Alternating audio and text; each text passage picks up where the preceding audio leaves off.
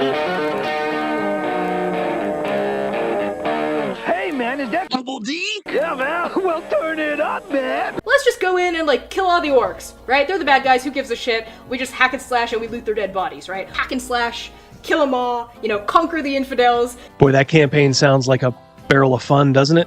Somebody who's opening a refrigerator and leaning in, right, is the language of a woman.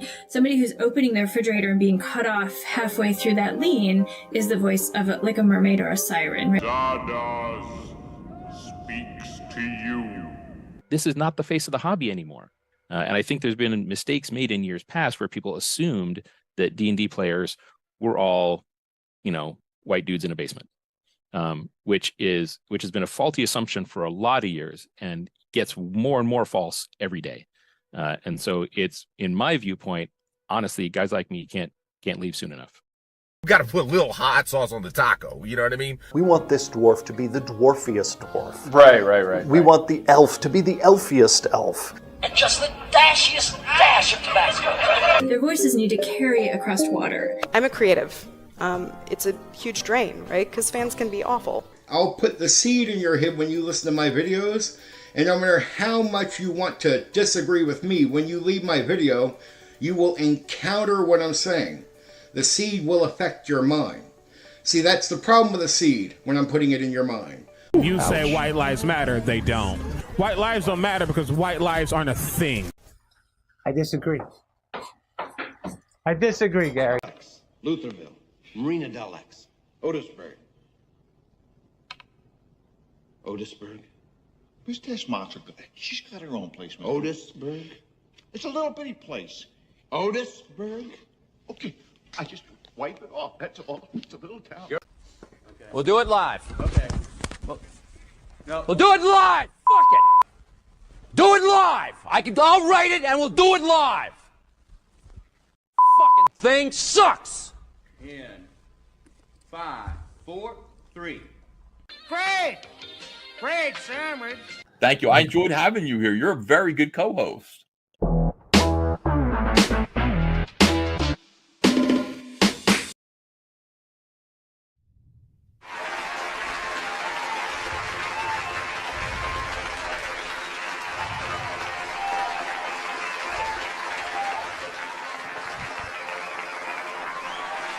That sounds like a helicopter landed. It does, yeah.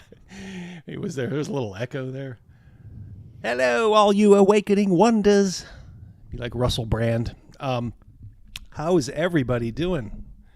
The joint is already jumping. So as you can tell, if you've noticed, we have a special guest tonight. Yes, that's right. Rogan at the last minute kind of wasn't feeling well. Upset tummy. Upset tummy. So, of course, Crazymouse is here. Say hello, buddy. What's up, mouse in the house? Yeah, everybody already is saying hi to him. But we have our special guest, and that is, we will just call him, as Crazymouse dubbed him, Pew Pew. Pew Pew. How you doing, Pew Pew? Doing good. Yeah. Glad to be here. I've invited you a couple of times. It just kind of didn't work out. So I'm glad the money wasn't right. Yeah, the money, we had to sweeten the pot a little bit, give him some back end royalties, residuals. Yeah. Glad it could work out though. Yeah. Finally making an appearance in the lair. Yep. Now you've been on the channel before, as anybody who has seen our live plays would know. He's he sits at the top of the table, of course, and if you're looking at it, he'd be off to the left. So honestly, sitting in the same position he is right now. Yeah. So he is going to help us out tonight, and we'll talk to him for a little bit because Pew Pew is an interesting guy. So we had a very kind of closed D&D group for about 20 years. Crazymouse. I mean, bring that back. What'd you say? We had like kind of a closed D&D group. I mean, the last guy to join was Rogan, and that was like 2002, 2003. We had to trade for him too. Yeah, we had a guy leave. We had a guy leave, and a spot opened up. Yeah. But, it was the same for about 18 years. Yeah, that's really accurate. And we didn't even trade anybody for Pew Pew. He just joined in. Well, no one left. I wonder if you guys in the chat feel the same way. Hey, Max is here, Legion of Myth. How you doing, buddy? Glad you could drop by. Yeah, so I have this kind of barometer. I don't want to just get people playing to just play. You have to kind of be able to kind of hang with us a little bit. I'm not saying, we got to, walk arm in arm, on the beach and, gaze lovingly into each other's eyes. Because trust me, we don't. Well, I do that with one person at the table, but it is my wife. So, yeah, that's not where I was going with that. That was me. But yeah, we had started to through kind of a mutual friend who owns this kind of boutique movie theater. We'd started going to these movie nights, and we kind of just started hanging out there. Pew Pew, how many movies do you have in your DVD collection? Have you ever counted? I haven't counted. I would say like around 3,000 or 4,000 is a pretty good rough guess, though. Yeah. Pew Pew is a horror movie aficionado. You do the circuits, right? I do. Yeah, I try to go to a couple of conventions a year if I can. But where would some of those be? Well, the one that I really like is one called Cinema Wasteland. It's out around the Cleveland area. They put on a really good weekend out there. If anybody ever gets a chance to check it out. Yeah, it's well, going back, when we first met, like I said, we had this kind of mutual friend, and it was kind of a small group of us who would go to this cool little boutique theater, and Pew Pew would bring a stack of DVDs, and he'd be like, all right, this is the watch pile, and he with a gleam in his eye say, this is a banger here. This one's really good. And it was all these obscure, some I'd heard of, but there was a lot of just kind of obscure movie, like Italian horror movies, I think is one of your favorites, right? Yeah, I do love the Italian horror. And I got to say, I am loving the Halloween 3 love that I see in the chat right now. Yep. Season of the Witch. Definitely takes a horror connoisseur to understand how good that movie is. 8 more days to Halloween, Halloween. But yeah, I do remember early on, I think I didn't really know that you guys played D&D right off the bat, but one day I was kind of lamenting my woes about how much trouble I was having getting a party together that would stick together, and that's kind of, I think, how I found out that you guys had a game going. And we didn't ask you right away because, we was still relatively new, and look, it's a commitment. It's hard to find people that are willing to give up their Friday nights. Yeah. Because that's when we play. And, so long as not, at least a couple of people aren't coming, we will play. If we're just missing a person, we'll try to play.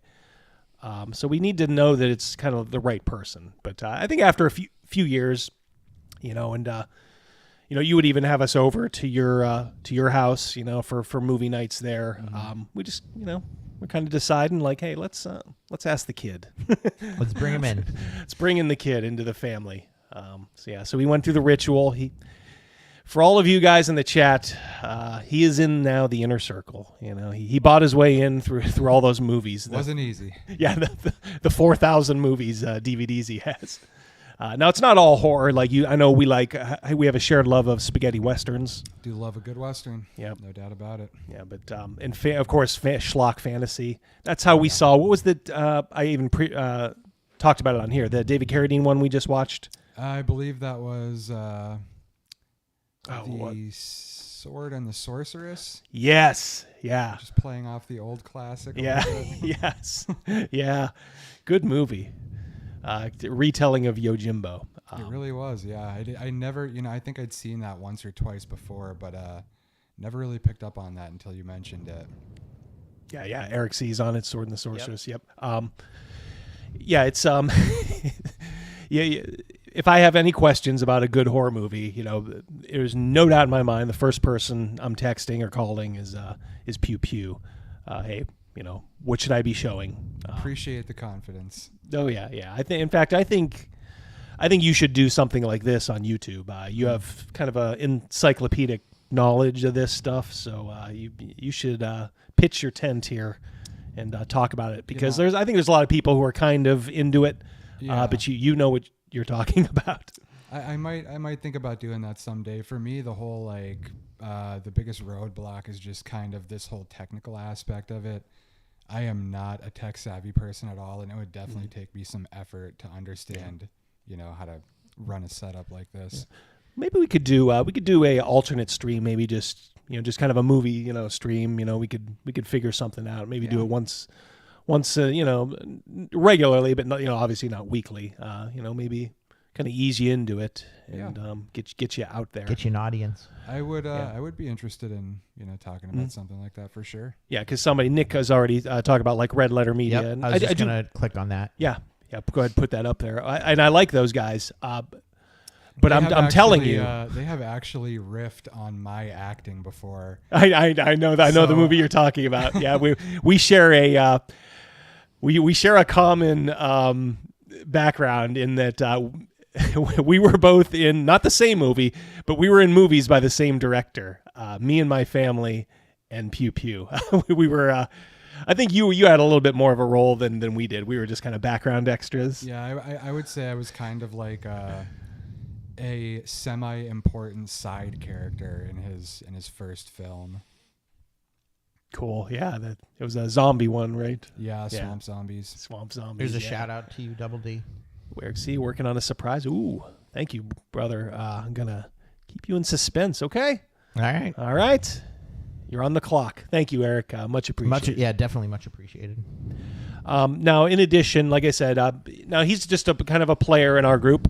And who knows, maybe one day we can slide you in and you can run like a mini campaign when I need like a spell or something. But you also do your own. You kind of have your own off and on group. And what do you like to run yours in? I ever since I started playing D&D, the only setting that I've ever ran is Forgotten Realms, 2nd edition Forgotten Realms, the box set. I've had that for probably close to 20 years now.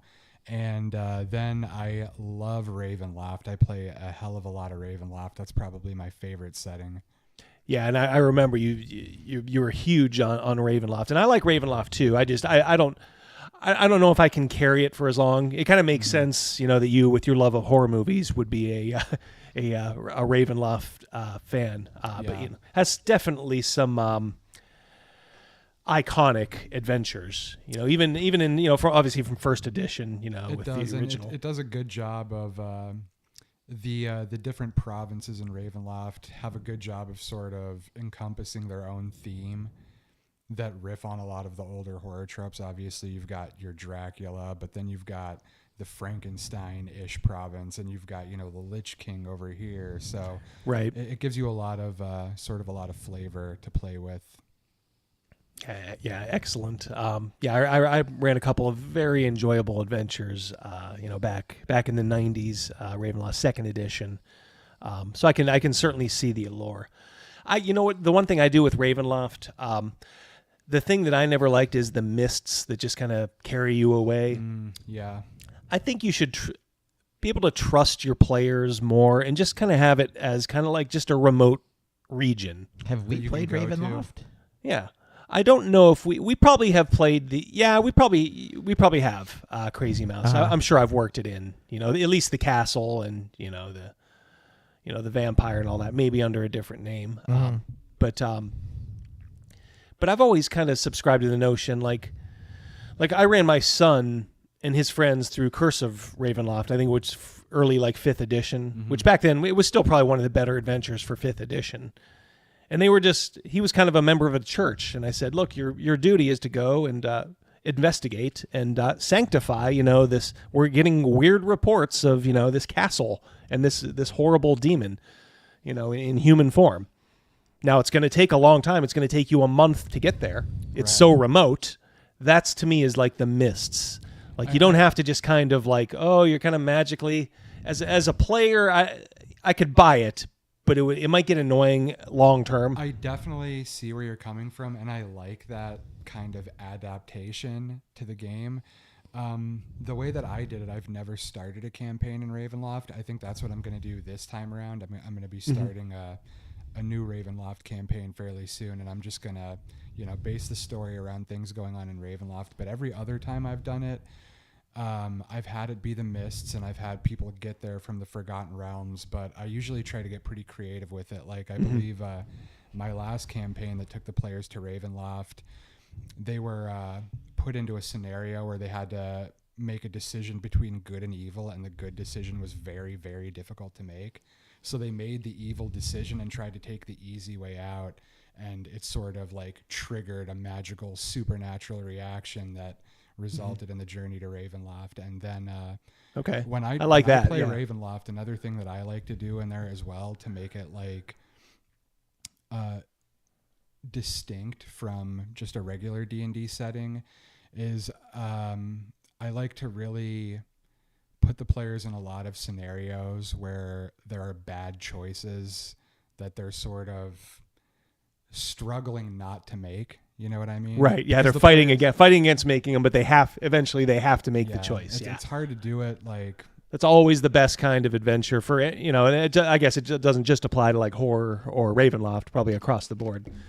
Yeah, it definitely it's a good mechanic, I would say, with any kind of adventure. But when you're doing you've got the whole terror mechanics in Ravenloft and everything. It is fun. to put extra together. special. Yeah. Bleaker, have you ever run The Created? Do you know that adventure? The Created? No, I've never ran that one. That sounds like it might be the one in Lamordia, though. Yeah, Frankenstein. Yeah, one, right? yeah, yeah. I'm picturing it in my mind. I don't know if I've ever owned it, maybe or not. I have not ran that adventure, but I have run campaigns in Lamordia, and it is a really fun setting. James at Neckbeardia, put the book in the bag. In a little bit, my friend. You know how we have to work these things, right? I will be raffling this off later, by the way. This is a hardbound omnibus of the basic and expert rules. And I had it printed up. I kind of heard of people doing this, and it was much easier than I thought. In fact, if you don't win it and you want to do it, I can tell you how to do it. Those of you who are adventurous may even see that I... oh, snap. Oh, boy. I've already taken care of that a little bit. Nick Laserbeam. Whoa, Woo! wait a minute. That's a whole lot of zeros in there. Yeah, it is. Yeah, there's I'm liking that. Thank you so much, Nick Laserbeam. I know he isn't here, but I still wanted to donate this to start the trend of calling large chats Rogan droppings rather than mouse droppings. For that amount, you got it. You can name whatever you want. Yeah, 50. I'll tell you what, that's our new rule, Mouse. 50 and above is a Rogan dropping. Yep. And yeah. I don't know what happened Double D, on the background review, but on the tablet, it's still showing our background. Oh, yeah, because the connection's lost. Just turn it off. Just go ahead and turn it off. Just hit that one button on the top. Yeah, there you go. Yeah, we have, I don't know why it's been... Come on, you piece of shit. Roku TV. Should have made you take off the Dolphins hat, says Nick. He's making the rules tonight. Let's do a little roll call if we can. I see Cal's here. Thank you, Cal, so much. Cal, you're going to have a little company tonight as far as the moderatorship. You're going to feel like Captain Kirk in The Ultimate Computer, and I'll leave that as a little tantalizing teaser for you there. But go ahead. Who do we got out here, Crazymouse? We got Tora, Nick, Eric. I saw Meat in here earlier. Howard Hughes is in the house. Ooh, that's a new member. Yeah. Yeah, we don't want to just gloss over that. Nope. Howard Hughes, I how you put him doing? up there for you. Yeah, thank you. Howard Hughes, a chevalier. We need as many of those as we can get. We need as many as at every level. No, thank you guys so much. Yep. It really does mean a lot to me that you kind of help support the channel a little bit. And like I said, I heard myself referred to as grifters and dragons, and I was kind of chuckling to myself. It was by one of our old friends who's who shall not be named, but I was chuckling, and I'm like, well, if I'm a grifter, I'm the worst grifter ever, because every dime I get in this channel, I put right back into it. Like Mr. Beast. And then some. You're like Mr. Beast. Yeah.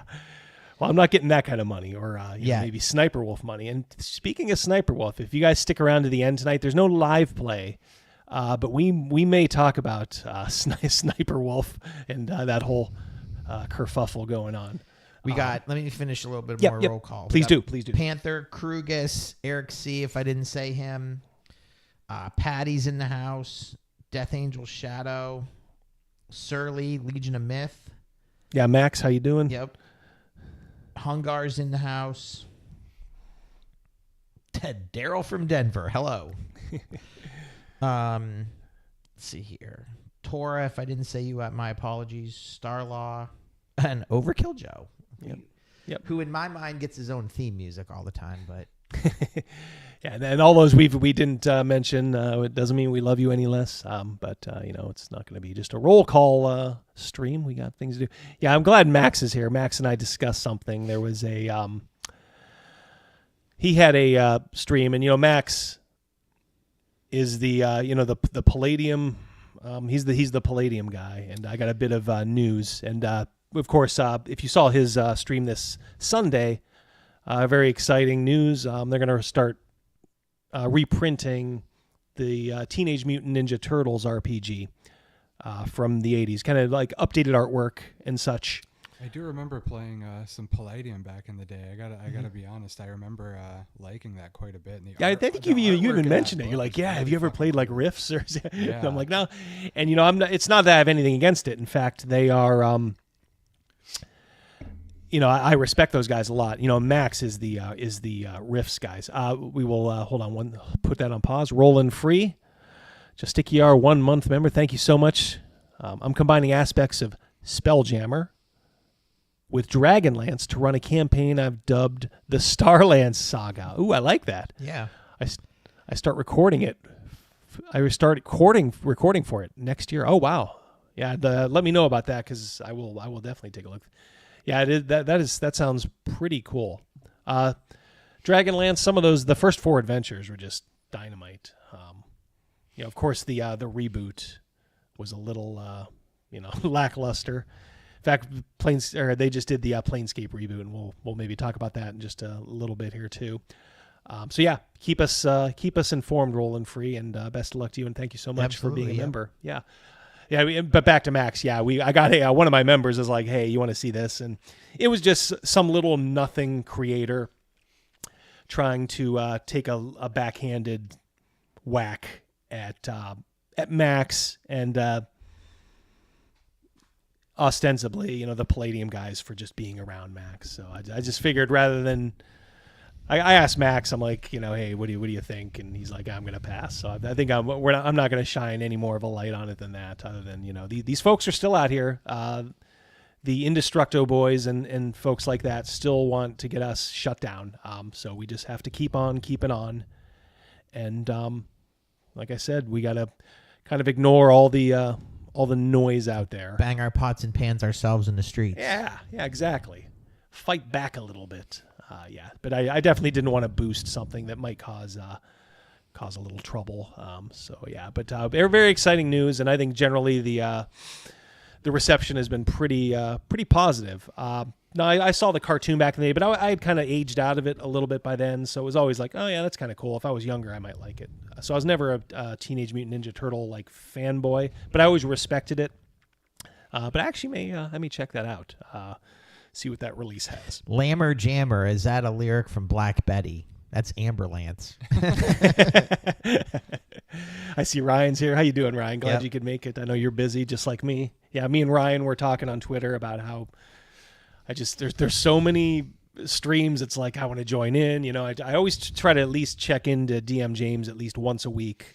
And I saw Hungar was here earlier. I did see that. We gave him a shout out, but I didn't see DM James yet. Yeah, and he may not be. And look, he's a busy guy too. So yeah, I at least try to like tune into one of his a week just because he's kind of like an OG. But like T-shirted. It's been a couple weeks since I've been. Although I was on one of his streams, I always like to kind of catch a little bit of the Week in Geek. Max, I tuned in this Sunday to Max. For the Teenage Mutant Ninja Turtle. But I wish I could tune in to so many more. I'm just working on so much stuff. And of course, I have the 9-to-5 job as well. So for now, we're working on him quitting. yeah. Well, it's depends on how big of a grifter I can be. Dave, more of those $50 donations, you're done. That's right. 2 more, you're out. Get that sweet sniper wolf money. I guess I just need to grow a pair of tits and start taking hormones and all that stuff. Yeah, Tora says all Palladium systems are riffs to me. So you back to Pew pew. You are you deliver the U.S. mail. That's right. Rural carrier. A rural mail carrier. And we were talking about this the other day. We were kind of like sharing our frustration nowadays with all of the side vehicles, it seems, that end up on the road these days. Now, we were lamenting all of these motorized bicycles, which are just like half of a motorcycle, essentially. Yeah. And that don't need to follow any traffic rules whatsoever. Yeah. It's like no driver's license, but they're on the road. They're going by at like 35 miles an hour. Wrong way on the one-way streets. Yes. Tell you what, man. I might have even been telling you guys about this the other day, but I got a guy out on my route, and I see him out there all the damn time, and he's just in the road on his lawnmower. Yeah, that's what I was hoping you'd tell. Traffic. Yeah, I was teeing you up for that one. I mean, fucking hell. Riding a lawnmower in the middle of the road. Nobody stops him, I guess he's just out there flexing nuts, and they're just letting him do what he wants. So. Oh, my God, it's so frustrating. And there's a couple in our town. They're kind of quasi-celebrities. Oh, I just saw them the other day. Oh, did you? Yeah, they are. I call them the Canaries. Because one day they were just dressed in like all yellow. They are a flamboyantly gay couple. God bless them. They're actually old too. I give them credit for one's much older than the other. Yeah, that's right. Yeah, one's like almost 80. But they've been driving around our city on their tandem bicycle for 2 decades at least. More. Maybe that's just when I started to notice them. And they wear the same outfit. Yeah. They always wear matching outfits. And it is just so crazy. But they will, and everybody, seems to have a positive opinion of them. Semi-local celebrity status almost. Yeah, well, they were on that Antique Hunter show, and they went to their house, and their house looked like a pigsty. They were complete hoarders. I deliver their groceries. Yeah. So I've shopped for them and deliver. I'm gonna say this: they tipped. There you go. That's what I had no beef with them. Oh yeah, of course, yeah. It's they're fine, except when they're riding their tandem bike in the middle of the road as if they were a car, and I'm like, all right, guys, come on. Everybody even knows their name by this point. Mm-hmm. Like, come on, guys. You almost feel like out the window calling them by name. Like, get please, the fuck out of the road. Get the fuck out of the road. Terry and Joe. But holy shit, yeah. We're on the cusp of some pretty serious accidents with these motorized bicycles. These things with like souped up lawnmower engines on them going 40 miles an hour. And these guys were riding with like no helmet. It's like you're on a motorcycle. You're on at least like a dirt bike, like an old fashioned dirt bike. I personally, I wouldn't even give a shit if it wasn't like you are being put in a situation where now you have a liability that you have to worry about. It's one more thing for us to worry about as drivers. Right. Yep. And in our city too, I don't know if this is just, tell me, Chad, if this is a thing in your city. We have people who like to dress in all black and walk on the side of the road at night. Side of the road, I think you're being generous. Yeah. Side of the road, like mostly like white line. Yeah. They're like white lining it. It is crazy. I'll be going to Walmart and I'll be like, what is this dude doing? Asking to get hit. Yeah, all black. Just it's way those people that you see that sort of like without a care in the world cross the street as traffic is going. And yes. Like, don't you even consider what might happen if a car just hits your ass? I refer to that as slow strutting. And I gave some guy the what for at our local mall as he was slow strutting in the parking lot, and I rolled my window down. And I just told him that he's not cool enough to be slow strutting, and someone's going to run him over. Slow strut. It sounds like there should be a song there. But I mean, it is really, it's dangerous. The way people drive nowadays are just as distracted as ever. Agreed with that. Yep. On their phones, just in their own. Look, people have never been more in their own box, kind of narcissistic than ever. Mm-hmm. My wife, she's was an avid bike rider, and she'd go out every Sunday, for a stroll with this group. They look like a mini gang. I told you that I saw them. Yeah, and it's like God bless them too. I'm not a bike person, but I was starting to worry. I'm like, either some old man not paying attention or I hate to say this, but it's been in the news. Like, there's been people who have actively gone, oh, there's a crowd of white people, I'm just going to go drive them over. I think a cop just got killed that way.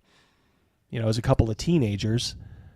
It's like, dude, I just kept telling my wife, I'm like, please be careful, please, please. And she's finally starting to get the message. She's like, you know what? Ain't worth it. I did see that story, and it's crazy how the media will bend themselves into pretzels to do anything but say, like, these people did something wrong. Yeah. It's like any excuse to make for these people. Well, I like when it's like, oh, who were the suspects? Well, they were young. They were 17. Dark hair. Okay. Anything else you want to add to that? What more do you want? Were they of a certain race? What do you mean? which is fine if they're caught, you know, whatever. I mean, they're already caught, but it's like when I hear that and they're like actively looking for somebody who hasn't been caught or seeking a suspect, you know, who's, you know, dark and 5 foot 10 inches tall. Like, meaning like dark hair. Well, all right, that could be my aunt.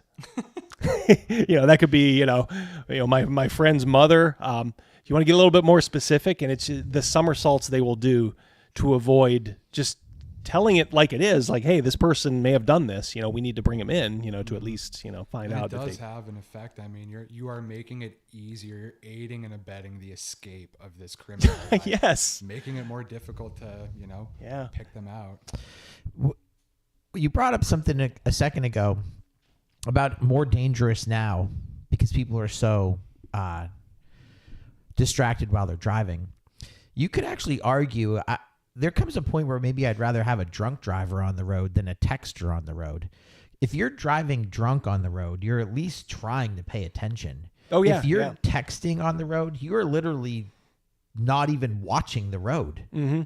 You're just drive down the street with your eyes closed. That is what texting and driving is. You fucking see it all the time. They're like on the highway, 55 to 60 miles an hour. Like this. And I'm like, I don't know how they're not swerving. So, you know, God bless them, but it's not going to last. You're going to make, somebody's going to spike their brakes in front of you and then you're going to get hit. And I think that's, you know what, I think that's what happens a lot nowadays. It's not so much that they go out of lane. It's that they can't stop fast enough. So they end up rear-ending people. Yes, Surly, absolutely. Just nutso. I don't know. Eric C's out there playing Grand Theft Auto all the time. Look at him. Yeah, I got my permit too, Eric. I certainly don't carry all the time, but as the world gets a little bit more crazy, there's a good strapped. Yeah, it's like, well, you know what? It's better to have it and not need it than need it and not have it, right? I mean, couldn't have said it better myself. It's not like a macho thing. It's like, okay, you know, if I'm ever in a situation or I know I have to go somewhere where it could be sketchy, guess what's going in my pocket? Fact of the little matter Ruger. is, you know, things can escalate to that level, and you're going to want that level of protection. That's all there is to it. Yeah, I mean, I would encourage anybody to just get to learn how to just real basic. You don't have to be a marksman.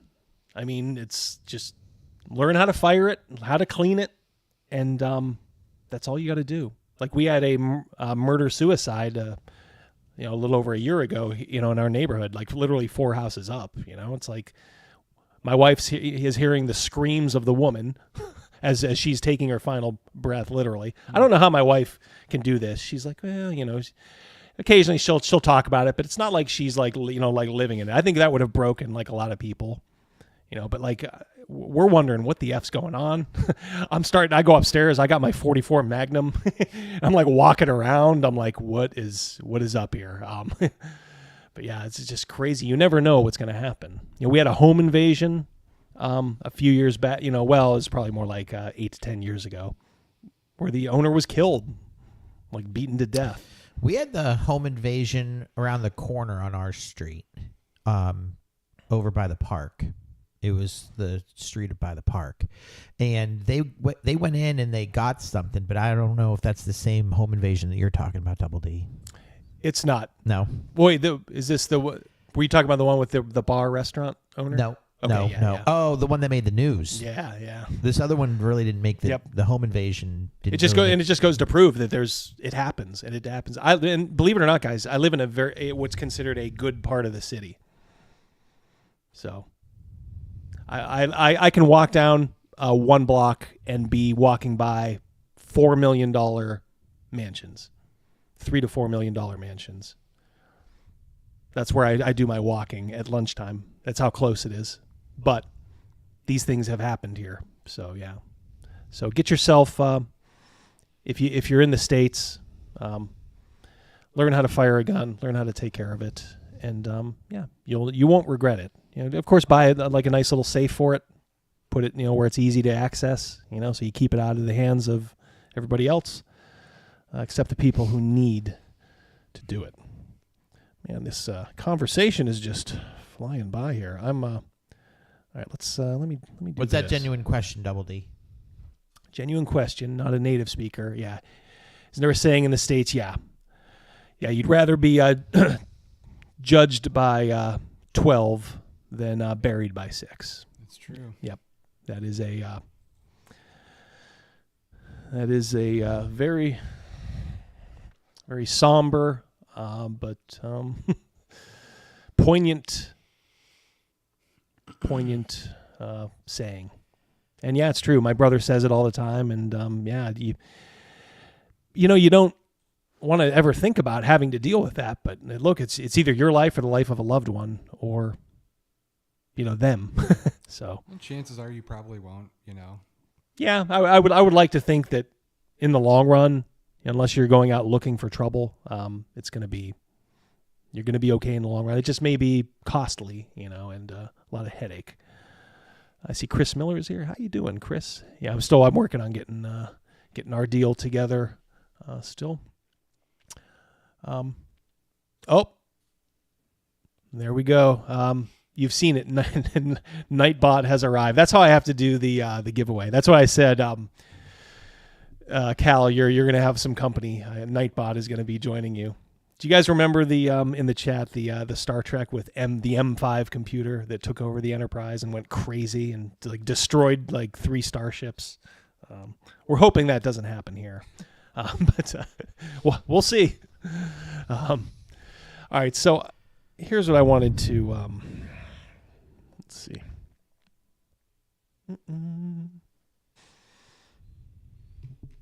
Okay. This was sent to me. Got to get a little closer here. Give proper credit here. One of my videos, the one about cultural Marxists taking over the hobby. Janine Cat, I think, was the one who sent this to me. So Janine, if you're out there, thank you. I do remember reading this a few years back. But I don't think I appreciated it at the time. Because this is so on the money. I figured we could maybe just take a look at this real quick. This is about subcultures and how they die. And some of you may know this. Thanks for the compliment on the beard, Chris. My wife likes it too. Oh, I see Cal had a message retracted. I think Nightbot is taking over. It's already like going after Cal. It sees the threat. Nightbot is racially profiling. Oh my Lord. Yeah, this is just a one-time. I'm only going to do this when we do whatchamacallits, live streams with giveaways. Sorry, M5 is taking over. But anyway, this is about subcultures and how they die. And think while we're reading this, what's going on and what has gone on with D&D, comics, and all this stuff. It's just crazy how on the nose this is. I think this was like 6 years ago. All right. Subcultures are dead. I plan to write a full obituary soon. Subcultures were the main creative cultural force from 1975 to 2000. So he puts an ending point at 2000. That's when they stopped working. So why did they? Well, one reason among several is that as soon as subcultures start getting really interesting, they get invaded by muggles who ruin them. Subcultures have a predictable life cycle. And let me hold on one here. I got to put the source text here. You can find this on meaningless.com. It's great.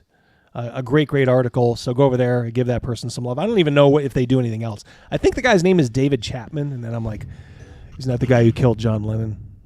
I think that was Mark David Chapman. But the only thing I saw at the bottom was David Chapman. So we'll hope it's not the same guy. One reason among several is as soon as they start getting interesting, they get invaded by muggles who ruin them. Subcultures have a life cycle that's predictable, in which popularity causes death. Interesting, because we're sort of in the middle of this right now with D&D. For the longest time, it really was just kind of this odd subculture. And if you haven't been paying attention in the last 4 or 5 years, we have members of the Cleveland Browns who were bragging about their D&D game publicly. That's popularity, guys. Eventually, around 2000, everyone understood this and gave up hoping some subculture could somehow escape this dynamic. You can read a very brief preview of my analysis. Okay, blah, blah, blah. The muggles who invade and ruin subcultures come from two distinct flavors: mops and sociopaths. MOPS stands for members of the public, or I guess now, if this is written now, you could call them normies. That seems to be the preferred definition today. I prefer Puka and Fygar from Dig Dug. Yeah. But the mops and the sociopaths, they play very different and distinct roles. This is kind of what I found fascinating. This insight was influenced by Venkatesh Rao's Gervais principle, an analysis of workplace dynamics. Rao's theory is hideous, insightful nihilism. I recommend it.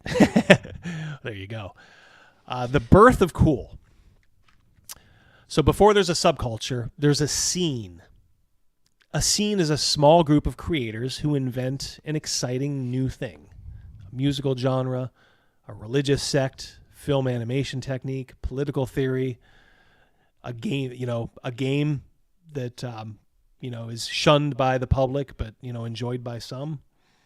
Doesn't this remind you of is it The Dark Knight, where he says, like, you either die a hero or live long enough to be the villain? This is reminding me of that. Yeah, good pull. Yeah, and the guy almost makes that connection, because it's almost like, this is inevitable. This is gonna happen.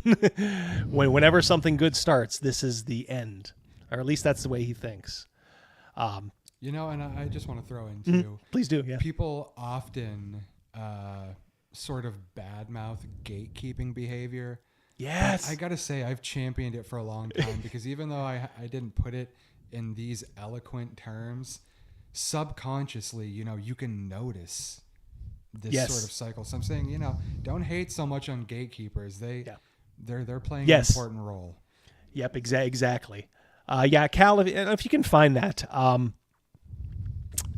Let me see 1 second here. Yeah, he wasn't the first. Go ahead. Tor's not the first one to mention putting the link in there. Yeah, let me for a moment here. Let me put that over the.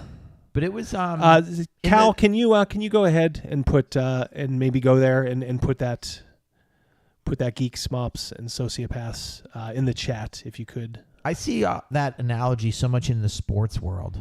Actually, you know what, I can do. At first, everyone loved the Patriots when they, Tom Brady. Oh my gosh, this 6th round draft pick, blah blah blah, Super Bowl, and at the end, everyone's like, I freaking hate the Patriots. Yes, yeah, exactly. It's all right, guys. I'm going to do it here. Hopefully, Nightbot will let me do it. There you go, guys. Yeah, now please don't desert me here. Don't leave me out here in the cold.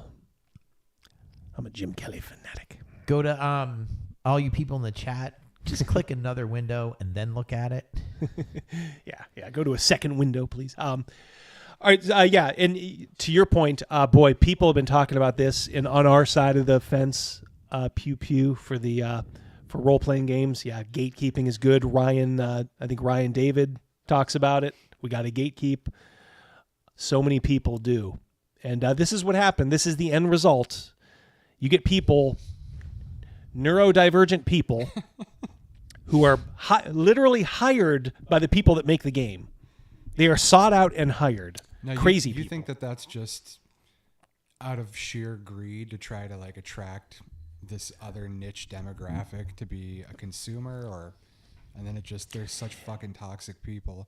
It's partially that. Let's never ascribe to stupidity, what you can, to greed when it comes to a company. But in the same respect, we are talking like Wizards of the Coast here and Paizo and companies like that.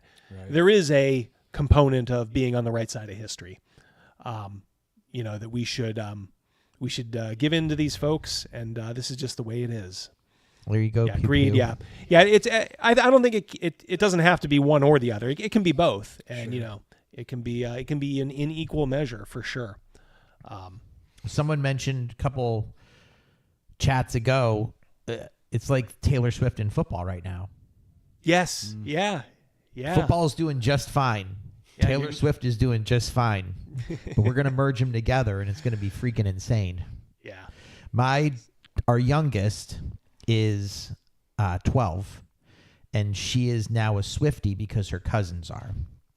She knew who Taylor Swift was, obviously, before, but now she knows everything about the Chiefs. Yeah, I was going to say, you couldn't have paid your daughter to know this much about your favorite team, and now it's like not even like, oh yeah, Dad, I've always been on the Chiefs bandwagon. Travis Kelce, number 87.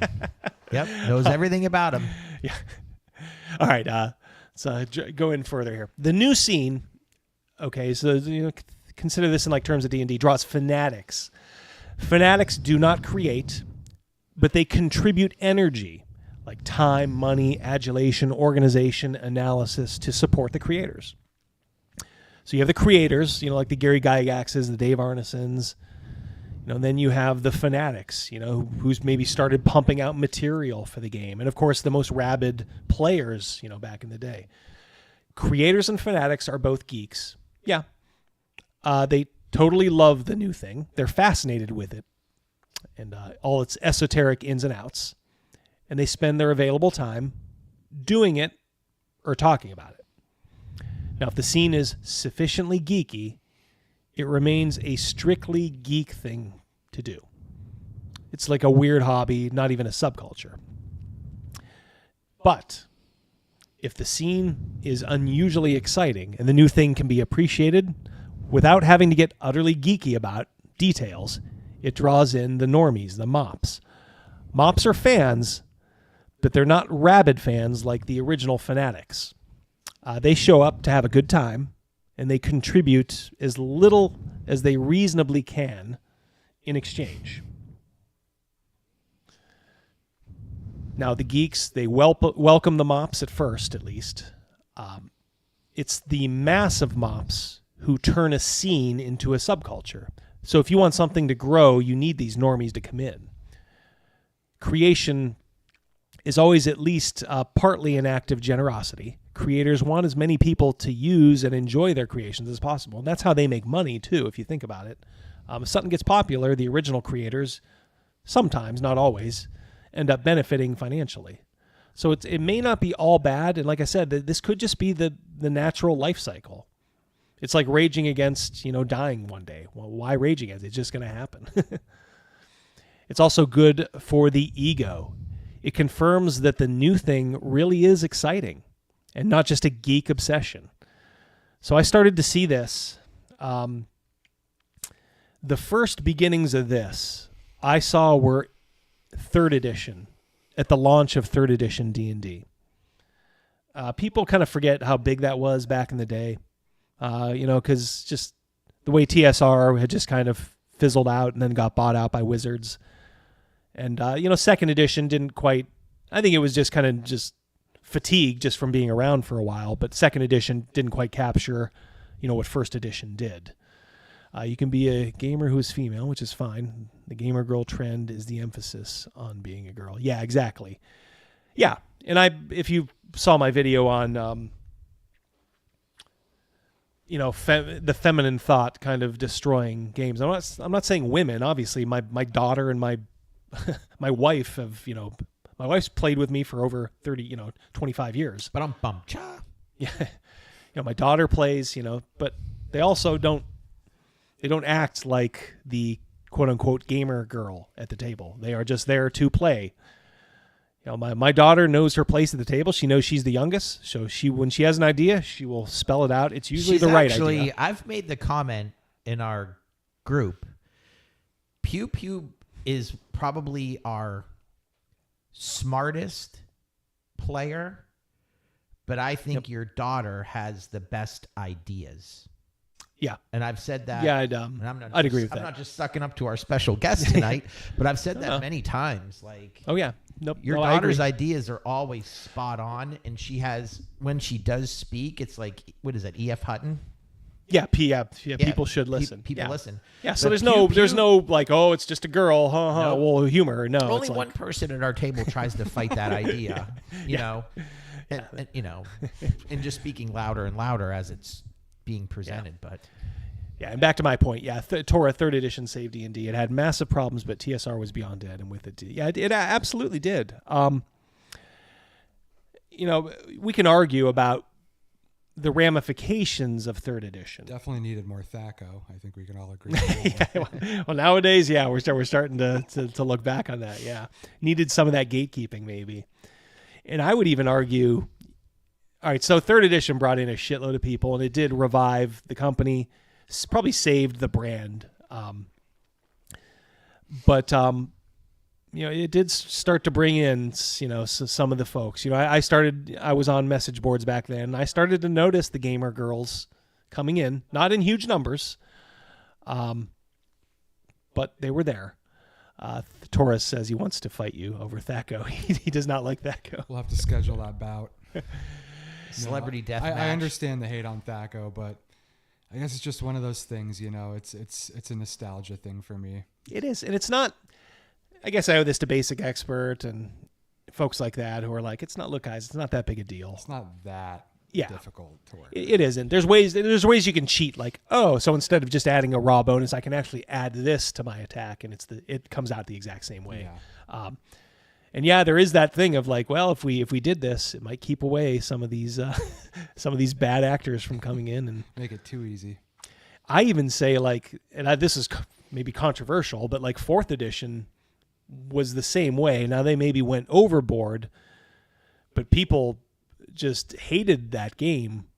A lot of people did.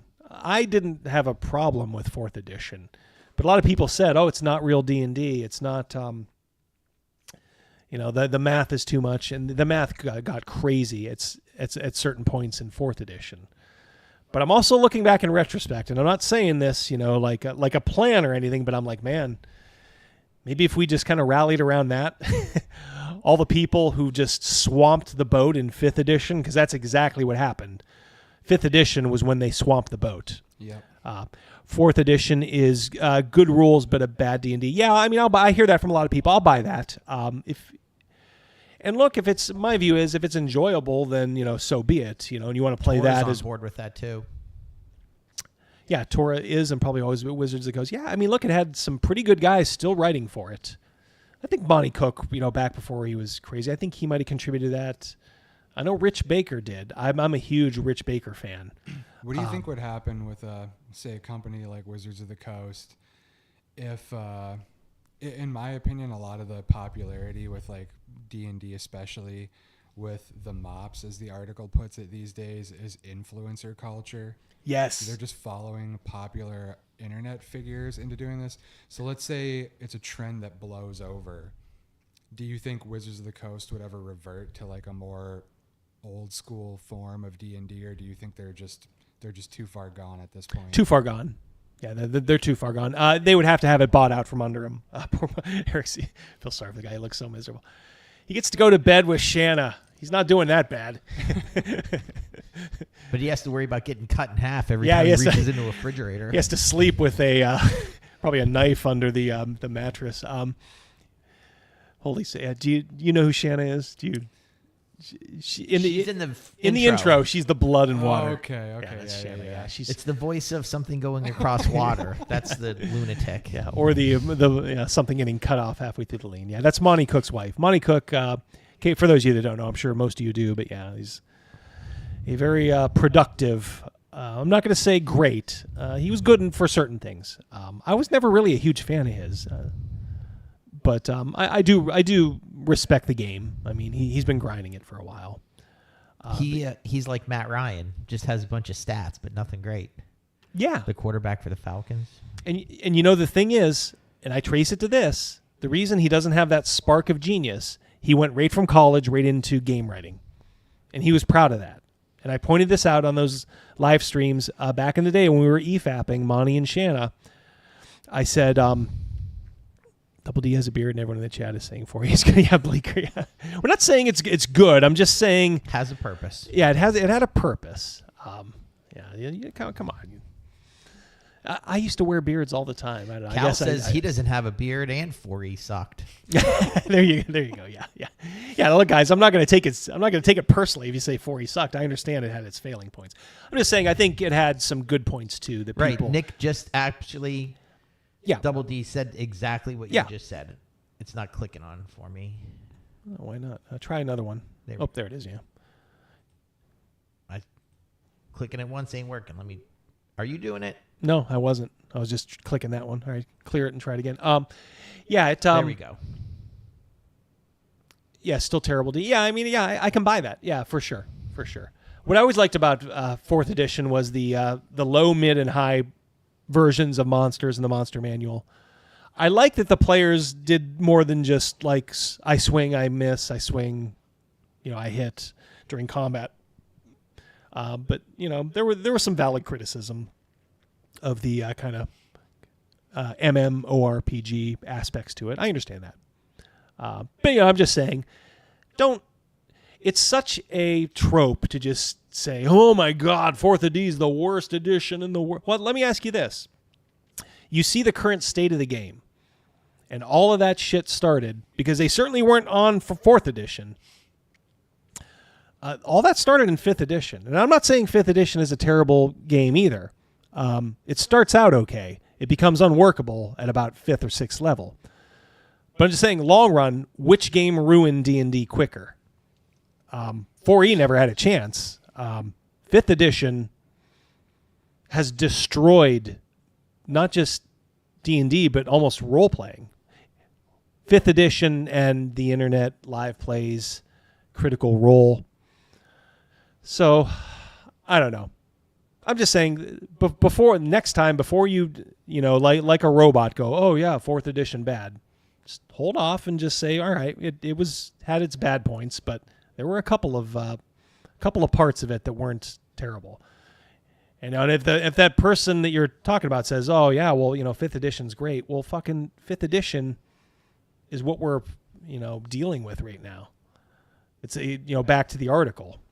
All right, let's continue. So creation is always at least partly an act of generosity. Creators want as many people to use and enjoy the creations. Of course, that's how they make money. It's also good for the ego, confirms that the new thing is exciting and not just a geek obsession. Further, some money can usually be extracted from mops, just enough at this stage that some creators can quit their day jobs and go pro. That's kind of what I was talking about. Fanatics contribute much more per head than mops, but there are few enough that it's rarely possible for creators to go full-time with just the support of fanatics. Full-time creators produce more and better of the new thing with a little bit, all the fanatics, and a little bit of moppery, we'll call it. But then it becomes an invasion, the mop invasion. Fanatics want to share their obsession, and mops initially validate it for them too. And we've all done this. Oh yeah, wouldn't it be great, if D&D was more normal? We used to say that back in the day. Of course now we rue it. But yeah, what you wish for. Yeah, exactly. Careful what you wish for. You would always be like, oh, if they just play D&D, maybe we get them to play D&D. Now, my wife, she's in a board game group. Oh yeah, this person's playing D&D, and I can almost say like, yeah, maybe we ought to do something sometime. And I'm like, nope, nope. Closed, even for just like a special night or something. I don't want it. I want our I'm very xenophobic now about our gaming and our games. Yeah, but fanatics You want can to go share. like Joker on that shit and bust a stick in half. And say, let's have tryouts. Yep. Whichever one of you lives, you can come in. You're in the inner circle.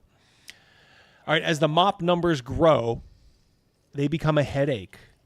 Fanatics do all the organizational work, initially just on behalf of the geeks, out of generosity, and to enjoy the geeky sub-society. They put on events, they build websites, tape up publicity flyers, and deal with accountants. These are the people that organize conventions and stuff like that. MOPs just passively soak up the good stuff. You may even have to push them around the floor. They have to be led to drink. At best, you can change them. At best, you can charge them admission or a subscription fee. But they'll inevitably argue that this is wrong because capitalism is evil, and also because they forgot their wallet. Or in other words, they have better things to spend their money on. This is just a dalliance for them. And this is what happens when kind of more and more come in. Think 5th edition, when it just hit that growth spurt and boom. MOPs also dilute the culture.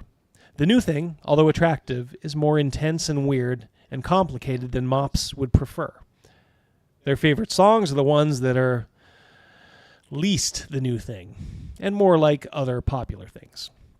Some creators oblige with less radical, friendlier, simpler creations. Some creators oblige with less radical, friendlier, simpler creations. So you had a math-heavy 4th edition that people bitched and whined about. And then all of a sudden we had, look guys, we're streamlining it. We're going to streamline this new set of rules. It's going to be great. Here you have it. Less radical, friendlier, simpler. And now you're stuck with it. And it's destroyed the game that you loved as a child. Careful what you wish for. MOPs relate to each other in normal ways, like people do on TV. I like that. Which the fanatics find repellent. Well, that's this is one where I may side with the MOPs on this one. There's no need to be a smelly gamer nerd just to prove your cred. During intermission, geeks want to talk about the new thing, but MOPs blather about sports ball and celebrities. All right, we get it. And I think there are shades to this too, because I like the sports ball as well. And if you want to try to impugn my gaming cred, I've got over 30 years running weekly games, so go ahead and try. Also, the MOPs also seem increasingly entitled, treating the fanatics as service workers. Yeah, more of them around. They start bossing them around, and fanatics may be generous, but they signed up to support geeks, not MOPs. At this point, they may all quit, and the subculture collapses. D&D has a football hat. He's a MOP. Oh no, that's exactly, yeah. Yeah, so it's starting to collapse, but it's not done yet, because you haven't seen the third actor that comes in, the last one, the harbinger, death. When you see these people come in, and we see them every day now on Twitter, and in the Wizards of the Coast employment, who they use to write these games, who they use to promote these games. This is the sociopath invasion.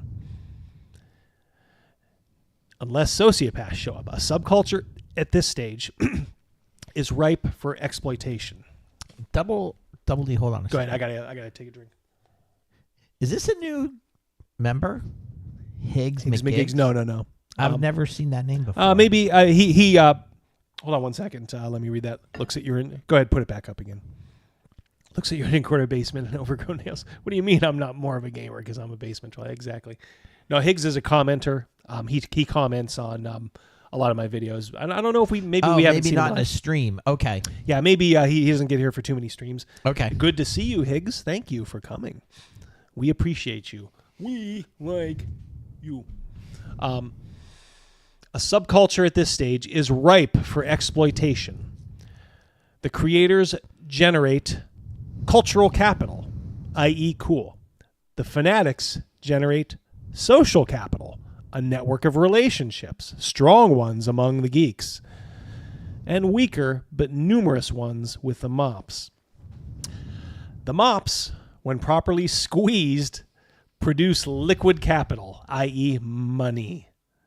None of these groups have any clue about how to extract and manipulate any of those forms of capital. This is to your point earlier, Pew Pew.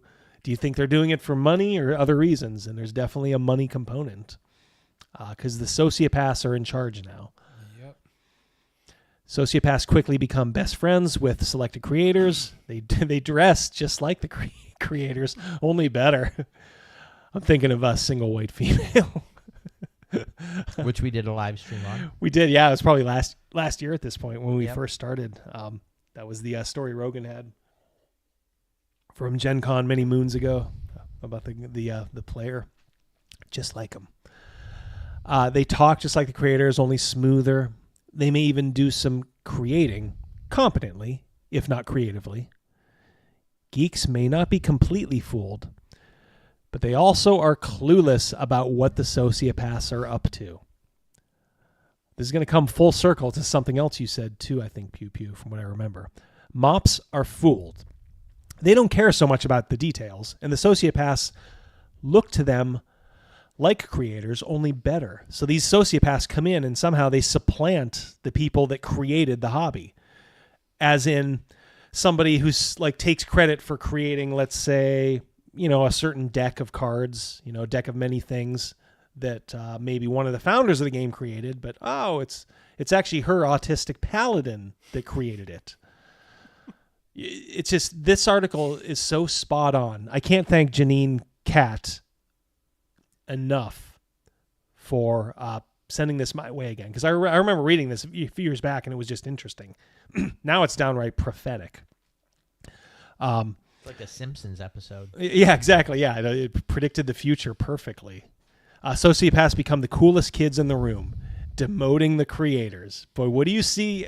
All these lunatics that are working on these shit adventures, like Candlekeep Mysteries, Journeys Through the Radiant Citadel.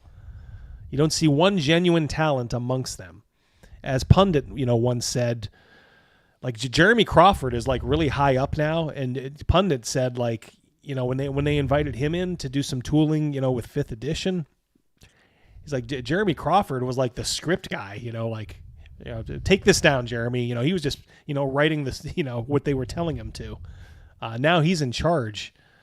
That doesn't scare you. I don't know what does. So sociopaths kind of supplant the creators at this stage. They take their pick of the best looking mops to sleaze. I love that.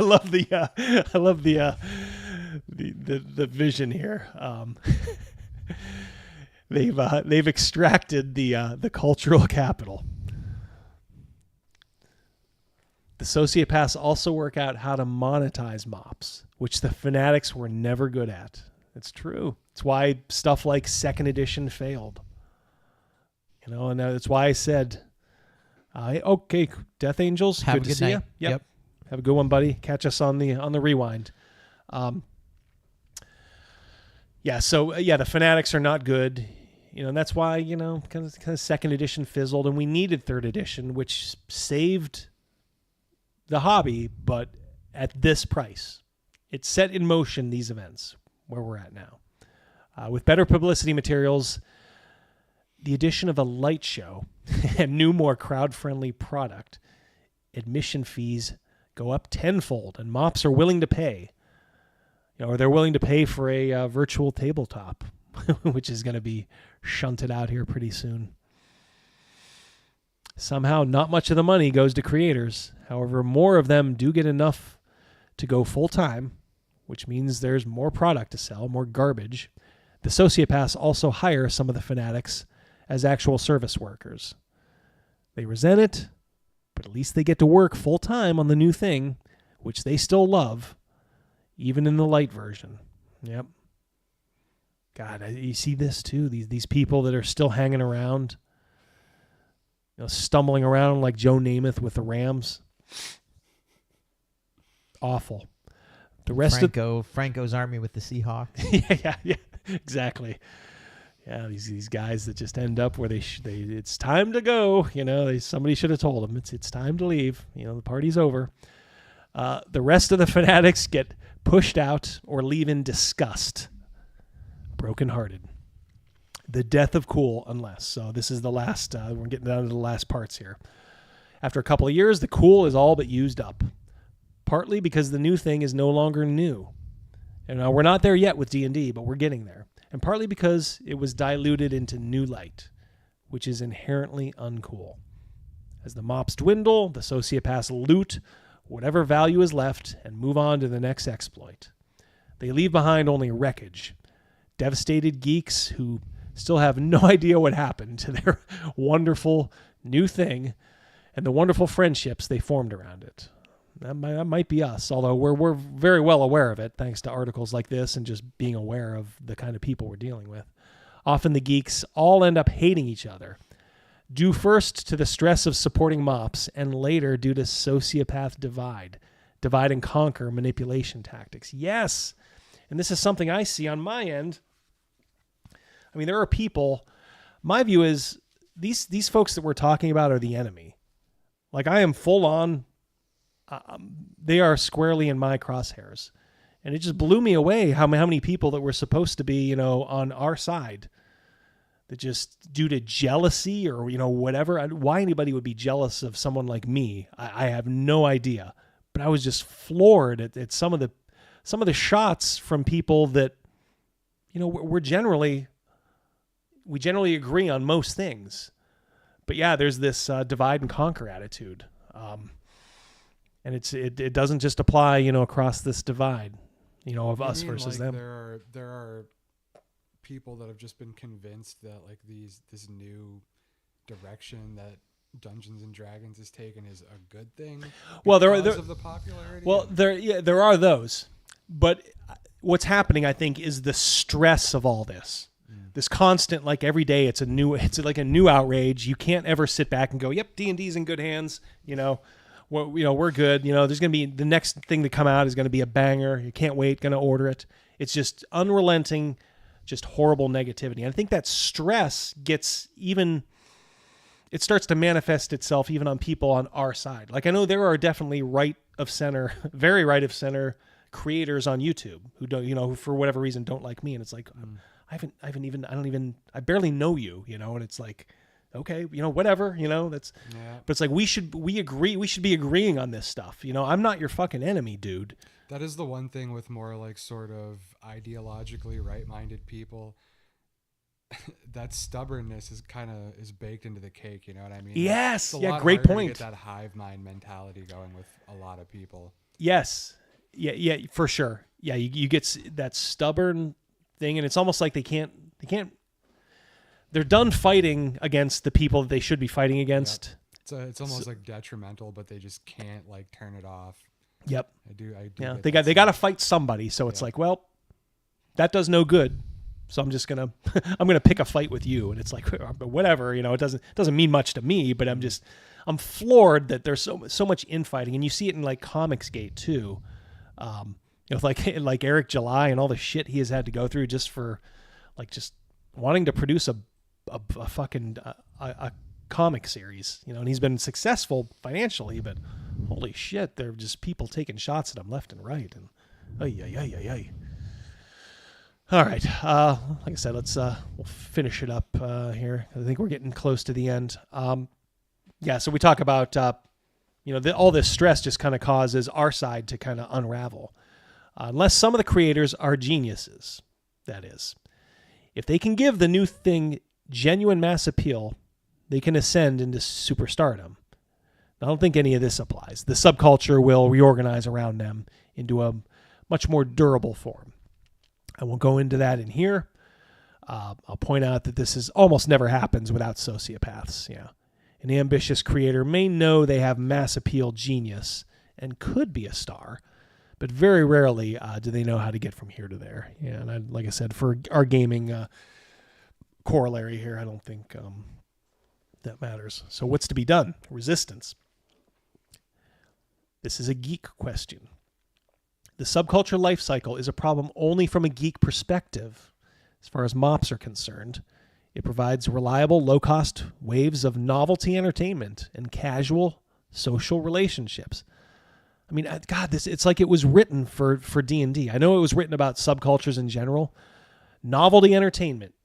What do we see? We see D&D as a lifestyle brand, cookbooks, shit like that. Casual social relationships. Don't bother going to the game store or trying to cultivate friendships. Or like I said, asking, at first an acquaintance, now a friend, hey, do you want to play a game with us? Don't do that. Just put your name in an online, cauldron. Hey, I'm looking for players to do just a quick, low effort online game. I mean, that's all it is. Just casual bullshit. As far as sociopaths are concerned, it generates easily exploited pools of prestige, sex, power, and money. I don't know if we can throw the sex in here with if we're talking about D&D, but point taken. From a utilitarian point of view, MOPs hugely outnumber geeks. So in terms of total social value, it's all good. Can't make omelets without breaking some eggheads, yeah? So what's to be done? Geeks can refuse to admit MOPs. In fact, successful subcultures always do create costly barriers to entry to keep out the uncommitted. That's what you got to do. Gatekeeping, Yep. yes. It's too late now. That gate is opened, and the all the land whales are grazing on the land. In the heyday of subcultures, those were called posers. MOP exclusion keeps the subculture comfortable for geeks, but it does severely limit its potential. You do have to recognize that. And at this point, there may have been a time in my life where I'm like, man, I wish this was, I didn't have to hide that I played, Wouldn't it be great if I could just, it just seems so silly in retrospect. Wish I could, tell people, yeah, I proudly play D&D. Well, it's more popular than ever, and I've never been more ashamed of playing D&D now when I see the people who are in this. I mean, do you guys agree? It is. It's definitely turned into something a lot less. Something that I identify with a lot less than it was back in the day. I mean, I got to be honest. I never really did have any kind of apprehensions about the fact that I played D&D back in the day. Right. I was just genuinely more surprised that more people didn't think it was cool. You know what I mean? Yeah. And that was sort of a thinking too. Like, man, if they could only see, if they only got a taste of it, they would know how cool it is, and they would pat me on the back and call me brother, and bring me in. I don't know how to quite put it into words, but there is something. I mean, the article put it well. These people that are less committed, that's what dilutes it, because you've got this pool of people that you need to cater more to, and that's where it all starts going out the window. You gotta sanitize that shit for the normies. There's got to be some kind of delicate balance there that could be reached, but man, I will say this too, for whatever TSR wasn't doing right back in the day, Wizards of the Coast is just not the right company that should have been handling this. They were, when they got D&D, they were already too big for their britches, and it was just pretty inevitable, in my opinion, that something like this would end up happening. Guess it's time to start beating up normie-looking people in D&D t-shirts. Yeah, have at it, my friend. No, that's not an admonition. I would never. Remember when the poker boom hit? Thank you so much, Higgs McGiggs, for the phone. I didn't realize that's a super chat. My God, how the tables have turned. Yes, thank you so much for the super chat, Higgs. Much appreciated. Go ahead, Crazy Mouse. What Remember when the poker boom happened, and then all of a sudden, all these celebrities were playing poker? Yep. Not that it's not cool anymore, but that's what it's like now. All the, like you mentioned, the Cleveland Browns, now we're into it. I can tell you too, as a chess player, the amount of fucking people that pretended they were into that game when Queen's Gambit came out. Oh yeah, is that the Netflix series? Yeah. Yeah. My wife was watching that. Fucking playing chess, and it's like, those bandwagon people hop on pretty much anything that gains a little bit of popular. If Netflix makes a something on it, that's it. Yeah, it's just it's over. The thing is, chess is just too Spartan for them. It doesn't allow them. I mean, look, D&D is unique, and it indulges their worst instinct. Mm-hmm. You know, it's like, oh, I can play, you know, a tiefling, you know, which is horns, and they're, you know, pangender and, you know, pansexual and, you know, every other fucking thing. Chess is like, you gonna move your pawn?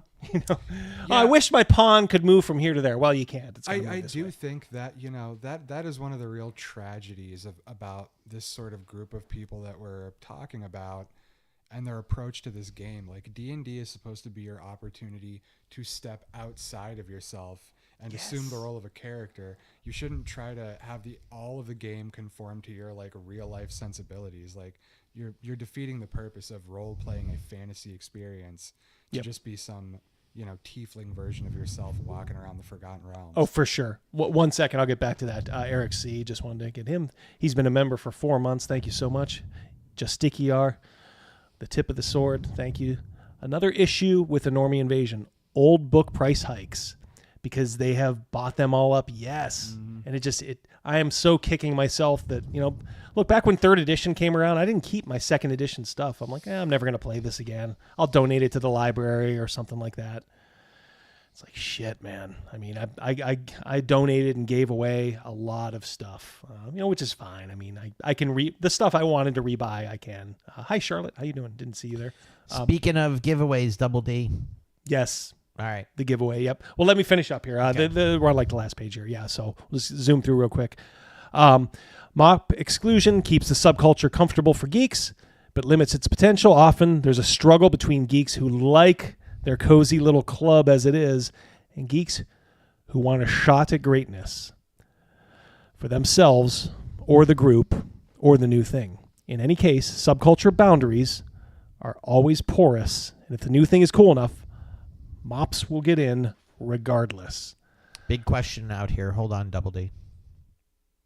How does one become a member? You should see it as an option there. I can't look just now, Higgs, but you should see it. There should, you know, under where like subscribe and all that is. I think there should be a link there, Higgs, to be a member if you're looking to be one. And thank you for inquiring. Yeah, but I think that's where it is. Yeah, you're getting some answers now, Higgs. Charlotte's helping you out. Starlaw. Yeah. Oh yeah. Join channel. Yeah, yep. Thank you, Charlotte and guys. Yep, thank you so much. Join. Yep. Just join. There's 3 levels. You know, anyone is appreciated. And thank you. Yeah. So he says here the optimal. He does the math. The MOP to geek ratio is optimally 6-1, because at that ratio, the MOPs are giving more energy than they're, you know, soaking up. And you know, sociopaths only show up if there's enough MOPs to exploit. Now, alternatively, he says you could recognize sociopaths and eject them. Yeah, good luck with that, especially when they're protected classes now in societally. Geeks may be pretty good at recognizing, but are lousy at ejecting. Oh boy, yeah. Yep. So horribly, geeks need sociopath if the new thing is ever going to be more than a geeky hobby or a brief fad. Go ahead. I guess I'm just wondering, like, does it need to be more than that? I mean, the 2nd edition TSR days, it was big enough that I heard about it. It's not like they were fucking eating cottage cheese out of an old boot in an alleyway somewhere. Like, wasn't that just good enough? Or did it should be? Yeah, it should be, and in retrospect, it is. Yeah, I would say so. And the nice thing is, I mean, those books exist. I don't have to be involved in this version of the culture. I can just bust out my 2nd edition Ravenloft. Yep. And I'm just playing the same game I've been playing for 20 years. That is the I like that. We should gatekeep eggs. Let's eat our own. That's funny. Yeah, that's the one ace up the sleeve. And if this was specifically about role playing, I bet he might mention that. In that there is an option to just ignore these people, which you can sort of do. Not as easy from a creator's perspective, but as a player, I mean, you know, I don't involve myself in the new version of role playing culture. Yep. Yeah, you trust me. You're going to be better for it. You'll at least be a little more sane. All right.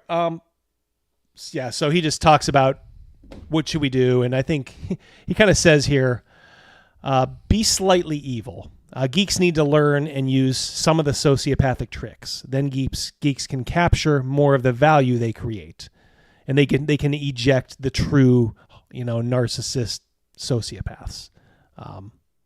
So yeah, there you go. That's the crux of it. Be slightly evil. Gatekeep.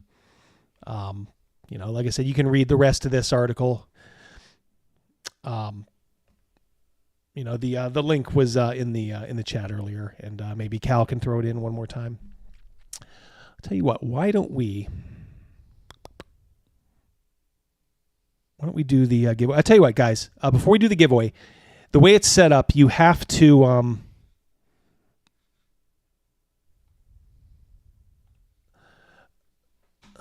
Let's see.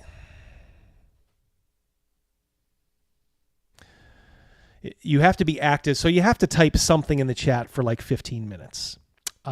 Within the last 15 Within the last 15 minutes. So just type anything out. If you want to... if anybody hasn't commented in the chat in the last 15 minutes, just type something in. If you want to be entered into the drawing for this, just go ahead and just do anything, just even if it's a letter, number, whatever. I'll give you a few minutes. Like I said, any final thoughts on that, guys? Pretty much spot on as far as what's happened with D&D, right? Yeah, I would say, even as a film collector for so many years, you see the same kind of thing happen there. And just with culture in general nowadays, it's all even more diluted because of the sort of take offense victim mentality, because now you're also tiptoeing around all that crap. So yes. I think it was a very accurate assessment of kind of how things happen. Yep, for sure. I don't know. Is it too late? I think it's too late for D&D. Yeah, it has to burn down completely, and then somebody has to grab it and just. So we're talking another Batman reference, just like in that first Batman with Ra's al Ghul. Oh yeah, what he wanted to do with Gotham City. Yeah. Yeah. Boy, you got some spot on analogies. And, here tonight. we changed up rule sets and started playing Castles and Crusades. Yep. And they've got their thing going on, Yeah, so exactly. There's people people trying to do something other than the mainstream like D&D approach to things. Oh, So yeah. you got to appreciate that. You do, but it's also you also have to understand that D&D is 70% of all RPGs played. Yep. 70%. That's the other 30 is like Pathfinder, Castles and Crusades, Call of Cthulhu, blah blah blah blah blah. And it's because, and you can thank the normies for that, because it's like, oh, I didn't even know there was other games. I just played D&D. Like, is that a loss? Like, if we lose that 70%, like, I don't know, man. I'm not so convinced that I care about that. Like, maybe that's what needs to happen. Yeah.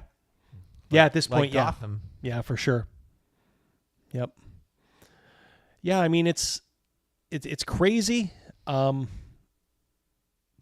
yeah, we may just need to watch it burn and start over again. We'll be prepared this time.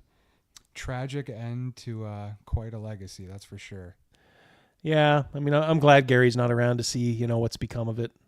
Like part of me would love to see, how, because he was always like kind of libertarian. I'm sure he wasn't, back at the time he wouldn't have considered himself a Republican or whatever, but he's certainly libertarian. And back, when he was online a lot, libertarian meant probably as much from the left as it did on the right. Well, now libertarian means you are against all, the cultural Marxism and that. Gary Gygax would be a huge right of center libertarian. I mean, no question about it. Just from the old school he would not, he would not want anything to do with these people.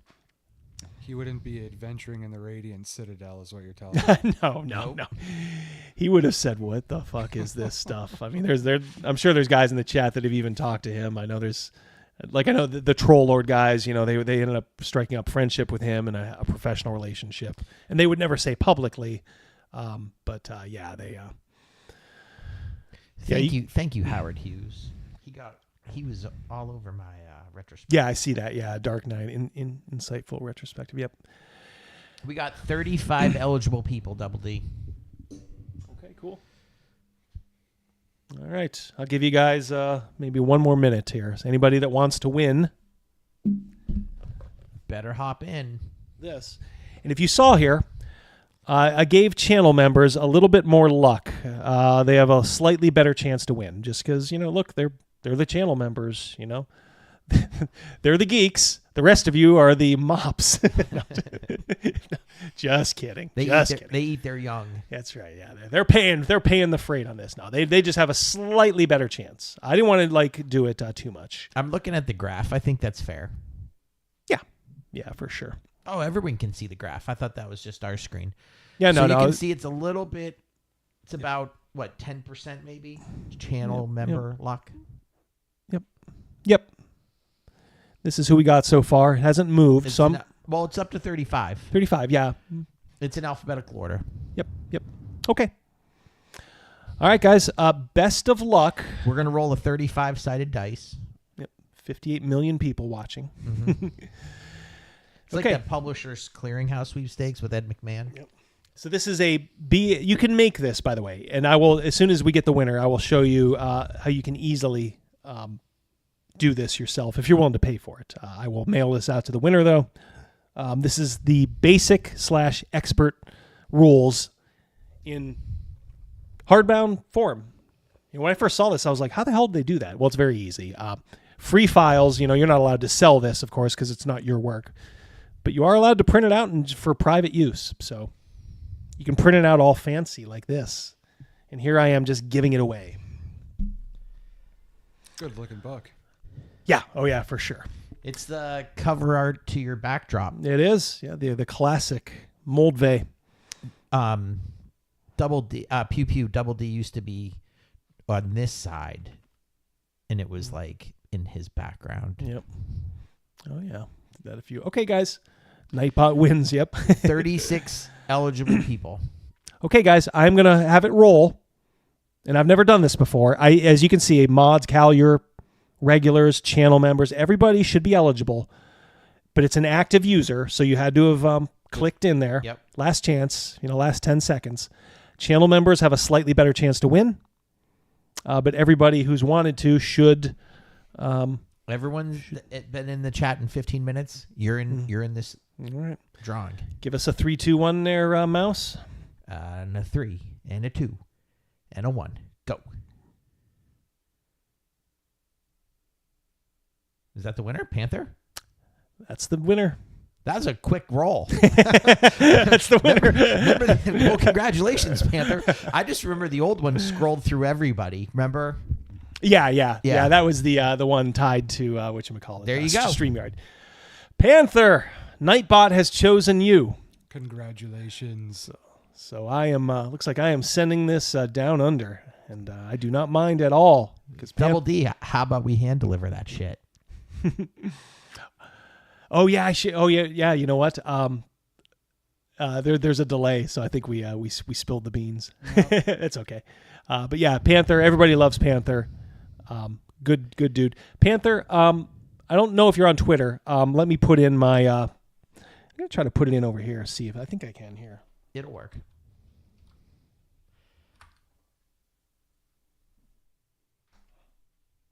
It's _gabbers@gmail. Is that Twitter or is that your just regular email? That's my business email. Yeah. Panther, just send me your address. And I think you're in a foreign country. So if there's any goofy stuff I need to do, just let me know. And Panther just says, bring it in person. You can stay in the spare room. Yeah, if I wasn't already going to VentureCon, maybe. But yeah, congratulations, Panther. Well earned, and I will get that out. Like I said, just be very, very precise with the address, because whenever you're sending it to a foreign country, you want to make sure that mailman to mailman. How hard is that to get to Australia? I can't tell you how hard it's going to be on the Australian end, but we'll get it on that plane. I can tell you that much. There you go. There we go. Yep. It's in good hands already. I got a member of the U.S. Postal Service sitting right next to me. And when we say as specific as possible, we mean it. Like yellow house on the corner. Like we need that shit. Yeah. Anything would do. Yeah. So yeah, your name. I of course will not release that. But yeah, anything I would need. So congratulations, Panther. Yep. Pays to be a channel member because I think Panther is a channel member. Yeah, don't worry about postage costs. I got this. I got a day job that pays okay. So yeah, I will send it come hell or high water. Now we watched all that stuff about mops, fanatics, sociopaths. As I was doing research, I'm like, oh boy. It made me think of this one person. Okay, and it's a short video. We can EFAP here. No, oh good Lord. Is Nightbot getting out of... All right, so I'm going to... Hold on one second. Let me take control here. Can I get rid of Nightbot? Hold on, Double D. I'm going to clear... Hold on. Yeah. All yours.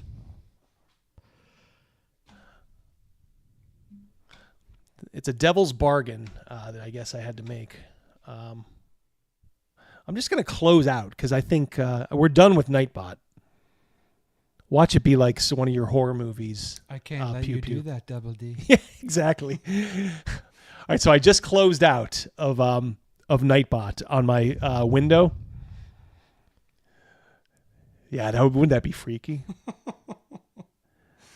I'm sorry, Double D. Your chat is mine. Cal, you're going to be the first one to go. It's gonna look. Sounds like mouse cock.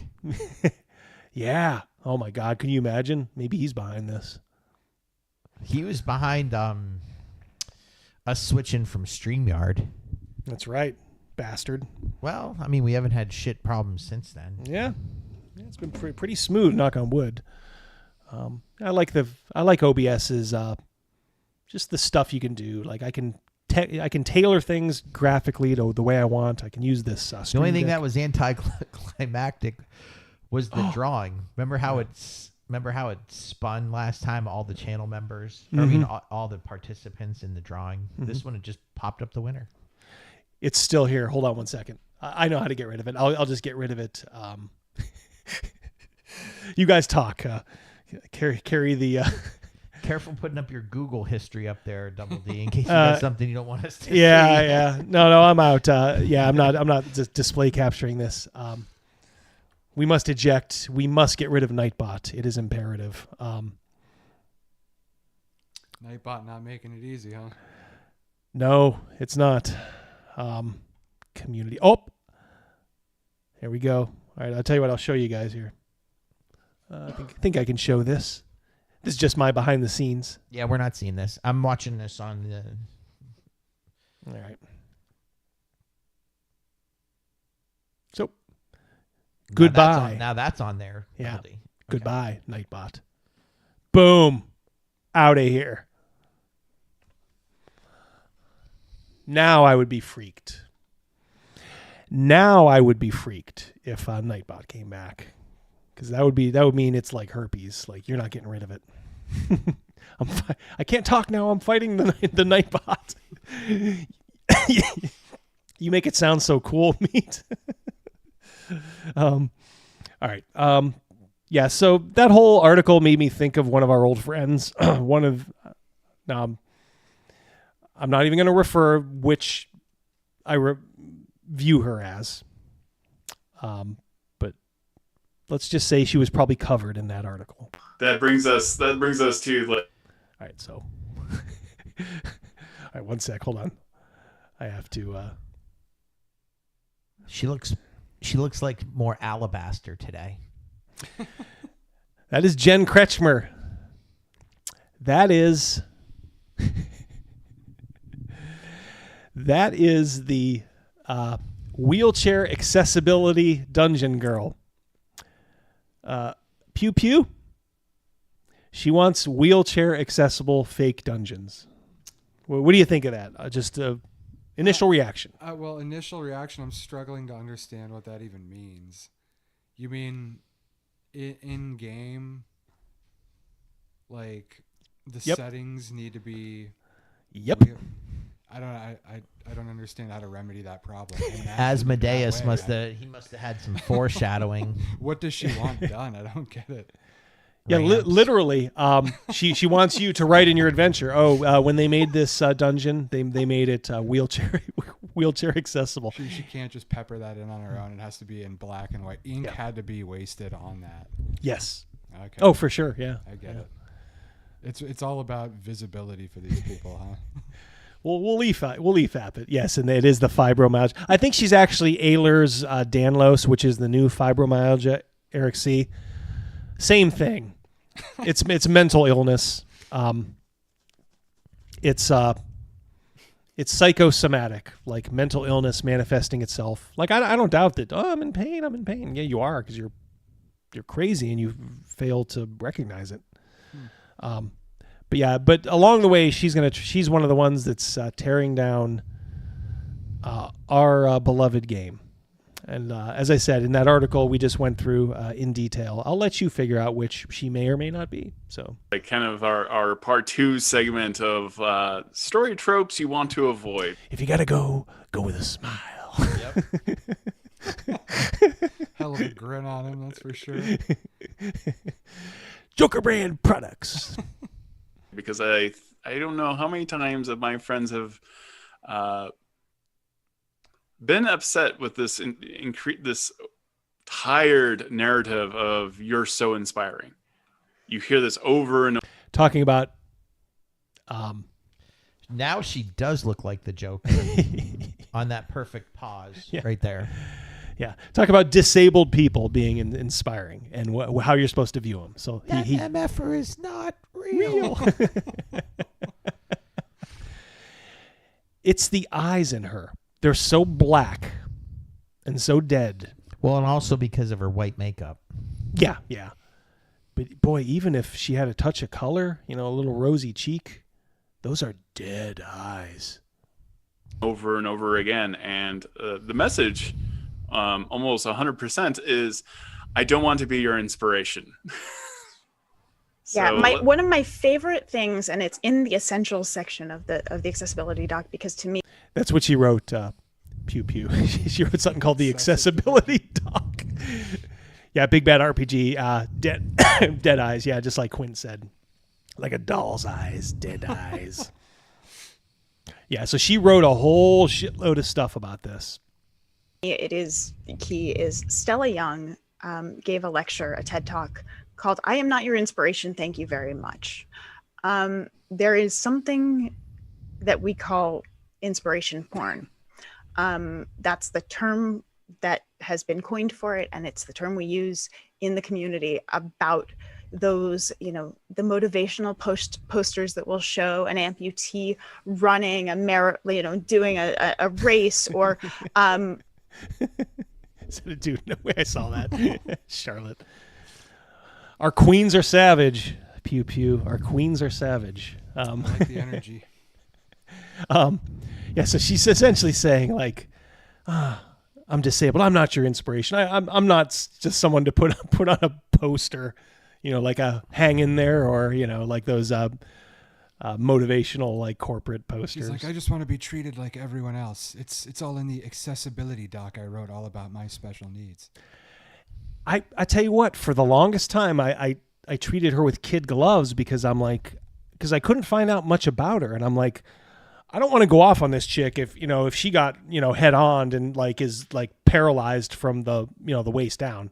I may not agree with all the shit, she says, and I may think, wheelchair accessible dungeons are fucking retarded, but I'm just not going to do that. I don't want that kind of heat. And plus it's, whatever. I mean, but when I found out it's got to be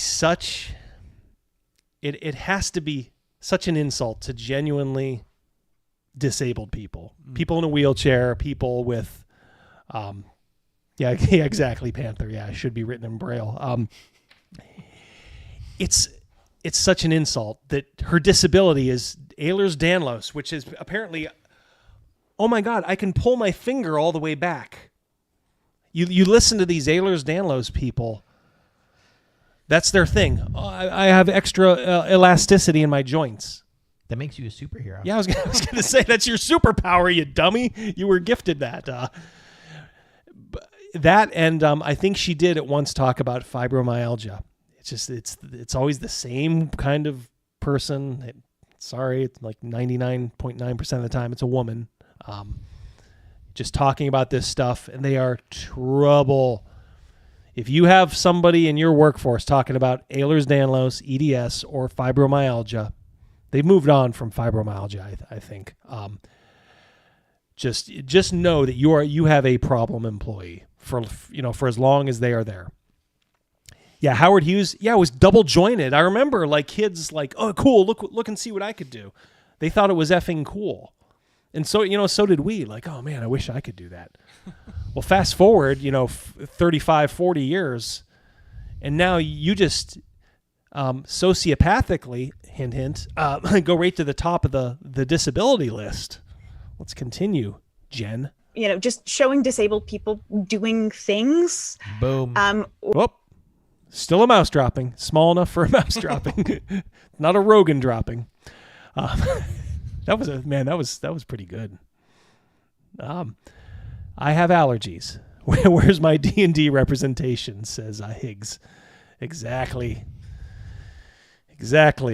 Thank you so much, by the way, Higgs. Much appreciated. $1.99 super chat. It's like crabs in a bucket. Yep. Who's got it worse? Or as Ayn Rand said, it's just a race to the bottom. Because everybody's just worried about what they don't have versus what they do have. Or the videos where it gets framed in this very inspirational light, and the problem is, and the reason it's what was that pregnant pause? I know, yeah, she says that a couple times. She had a fit right there. That's probably what it was. Her finger just went in the opposite direction. My Ehlers-Danlos went right from my toes to my brain. Sorry, it does that. Referred to with that term is it is showing disability as through the lens of inspiring and making non-disabled people feel better about their lives because they are not disabled. That if they are disabled, their lives would be so much worse and so much harder and so much sadder. And so every time she talks about disability, just remember this. She can do that a little bit further than you guys. That's it. That's her disability. Wow. Talk about stolen valor. Crazy. Todd is soaking it up like a sponge, though, isn't he? Yeah. He is. Yeah, he's like, can I hit this? Yeah, he's like, man, she is con hot. She's not quite Ginny D, but Todd Kendrick. You recognize him, Crazymouse, we've from the seen intro? a video with him before. Yeah. Oh yeah. I personally like the mentality is so alien to me. I cannot understand what is going through this person's head when they're thinking, all right, I'm going to need to run my dungeons with wheelchair accessibility, but there needs to be a text. Yes. And Yeah. Well, and then the opposite, not the companion text is the text about the wheelchair itself and what it can do. Like you said, it's just concentrating on everything that you would probably used to want to forget. I mean, look, if you were in a wheelchair, why would you want to play a game where, you have it is a disability. It's like one that, you can overcome. You have if you have, I guess, the right mindset, who am I to say? But I mean, I've seen plenty of people that are disabled, and it's like, nah, I do my thing. Narcissism is one of those words that gets thrown around quite a bit. But I think, like in these scenarios, I mean, what else is it other than just being so self-absorbed that? Yep. Yep, for sure. Boom, for sure. Boom, Howard Hughes. He's got the 2-foot-long fingernails. The 5 in the corner. Yeah. The piss jars in the corner. Yep. Thank you so much, Howard. $10 super Joe. Wow, very. I don't think we can call it can't be a Rogan draw. It's still a mouse dropping, but it's a big mouse dropping. Mm-hmm. You got like one of those pregnant mice. Yeah. Have you ever seen them? Oof. Ugh. That's a New York City mice. Yeah. That's a not quite a rat, but yeah. Mayonnaise is too spicy for me. We need a mayo intolerant alternative. Well, you have a friend in us because me and Crazymouse despise Can't mayonnaise. stand that shit. Add me to the list. Oh yeah, you hate it too. Good, man, good. I hate Yeah. it, yeah. Oh God. Someone at our table's a mayo lover. I love it when they're eating it and it's like they get it, especially when it's guys and they have it on their face, like looking around, like smiling, like a lamb to the slaughter. I'd like extra mayo, please. Yeah, extra Notice mayo, that please. And fix that soon. Yeah. I'd like a tuna salad sub with mayonnaise, please. I remember somebody ordered something like that at Subway. I don't know if he saw it, but I could not hide my disgust. I turned my head and just looked at him, and I probably gave him like one of these, like, ew. A stranger, you mean? Yeah, just a complete stranger. And I'm sure I didn't want to pick a fight at Subway, so I was probably just like, oh, okay. But my initial reaction was, what's wrong with you? It's bad enough if a woman does it, but I mean, I can at least see that. Testosterone order for sure. Yeah, Jesus. If you're ordering tuna salad and you're a guy, steak. Privacy of your own home, please. Yeah. At the very least, yeah. Please don't inflict that on the Jacob public. Jones says mayo should be the next giveaway.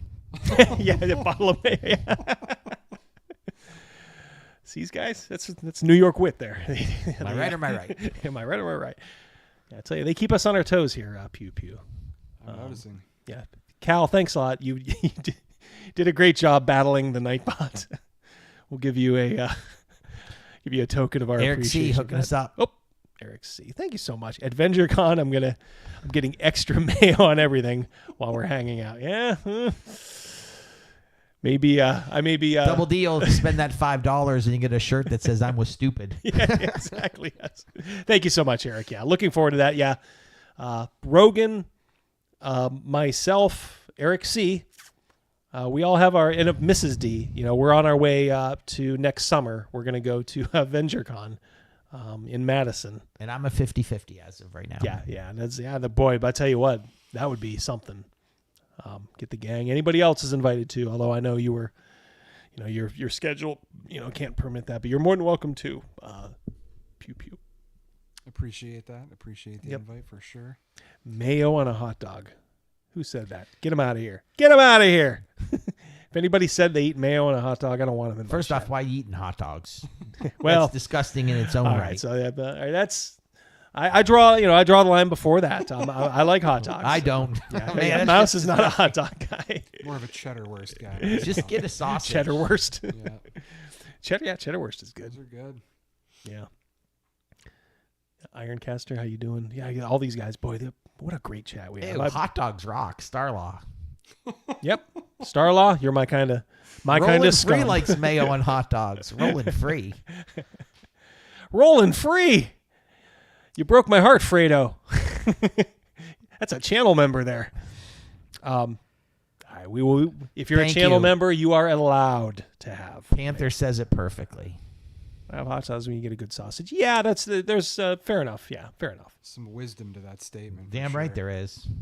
I'm just saying when you're at a That's why I ball. rigged the contest for him. Look, when you're at a ball game and so just hey, you want a hot dog? Yeah, have a hot dog. Now look, when I say hot dog, I don't want a hot dog boiled in water anymore because I'm not 12 years old. It's got to be grilled. Yeah, it's got to be grilled. Stumble out of the bar at 2 a.m. and someone's out there selling a hot dog. Good chance. Good chance I'm buying that thing. yeah, exactly. There's nothing wrong with that. I do prefer a good sausage, though. Yeah.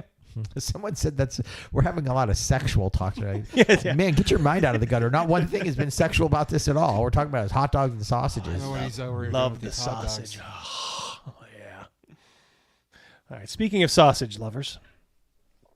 And That's so feel better about just yourself. not true. Yeah. And it's so really what? gross. Yeah, it becomes this exploitative objectification. Yeah. We deserve better than that. And We deserve better. Who is coming to her game and like imposing? Yeah, exactly. Nick Laserbeam, I imagine the VentureCon tickets are still available. Nick, don't worry about the tickets. What you would need to do is just kind of worry about getting a hotel room. Shibuya.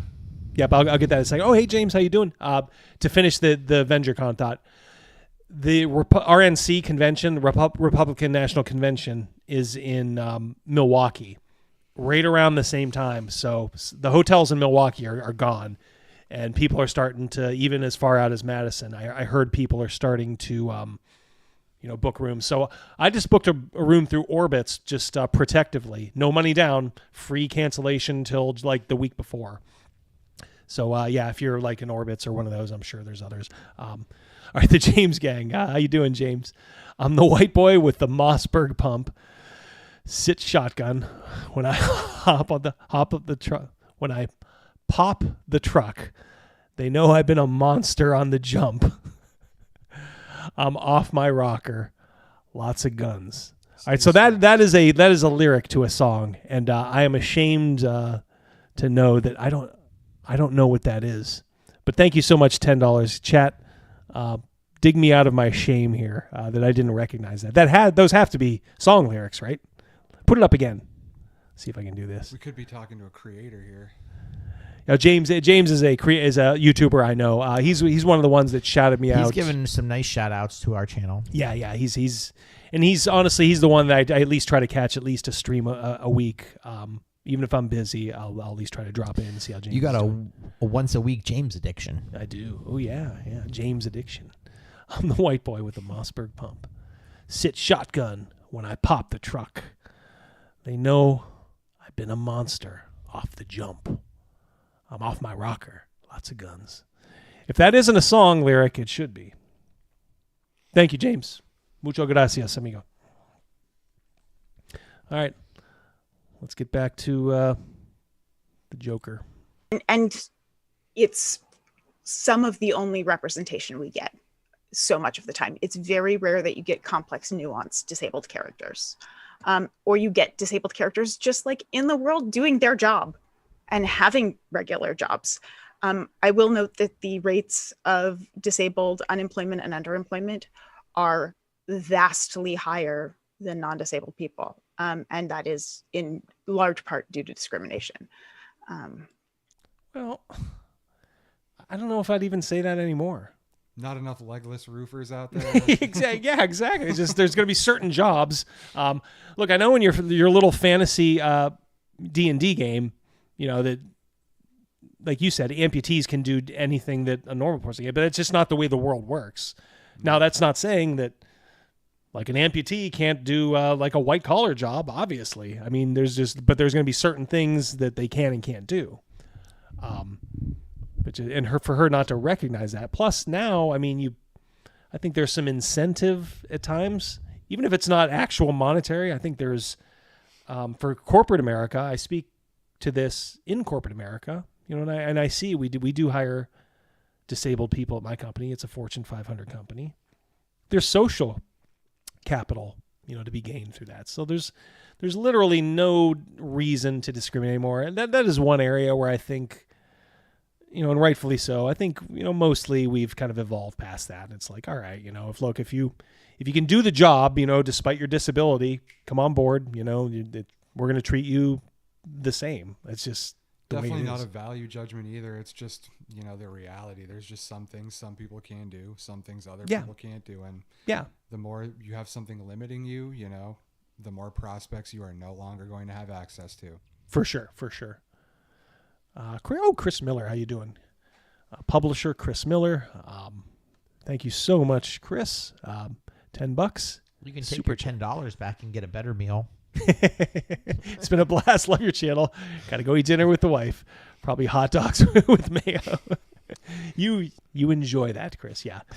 And I'm going to have something on that thing we talked about. I'm going to have something up and running probably. I'm going to work on it, I think, this weekend, Chris. I just got kind of tied up. But yeah, thank you so much. And thanks for tuning in for so long. Yep. Have a good one. And enjoy your evening with the missus. God, could you imagine being married to Jen Kretschmer? It'd be a struggle. It would be. It'd be a struggle. Although that double jointedness might come in handy in the bedroom. Yeah. Yep. the thing is she's very like pale, and I think that's on purpose. I agree with that. She's one of these people that are probably like, oh, I don't want to go out in the sun, you know. Well, I think, or more so, Double D, it could just be the makeup. Like you can buy white makeup. Yeah, like white foundation to make yourself. Yeah, pale. that's true. I think we know a girl that did that. Double D, the bartender from the Plymouth, the 6-foot blonde. Yep. Or another redhead. Yeah. Yep. Sometimes redhead. Sometimes, yeah. Yeah, she is pale. You can just tell by the shoulders and stuff like that. But still, yeah. But yeah, I think she amplifies it a little bit. She's a vampire. She's a vampire. That's going what on Kruger says. A disability. Yeah. Why are we ignoring the obvious answer here? I don't. Here's the thing. I don't like Jen Kretschmer. She blocked me on Twitter too, so that's fine.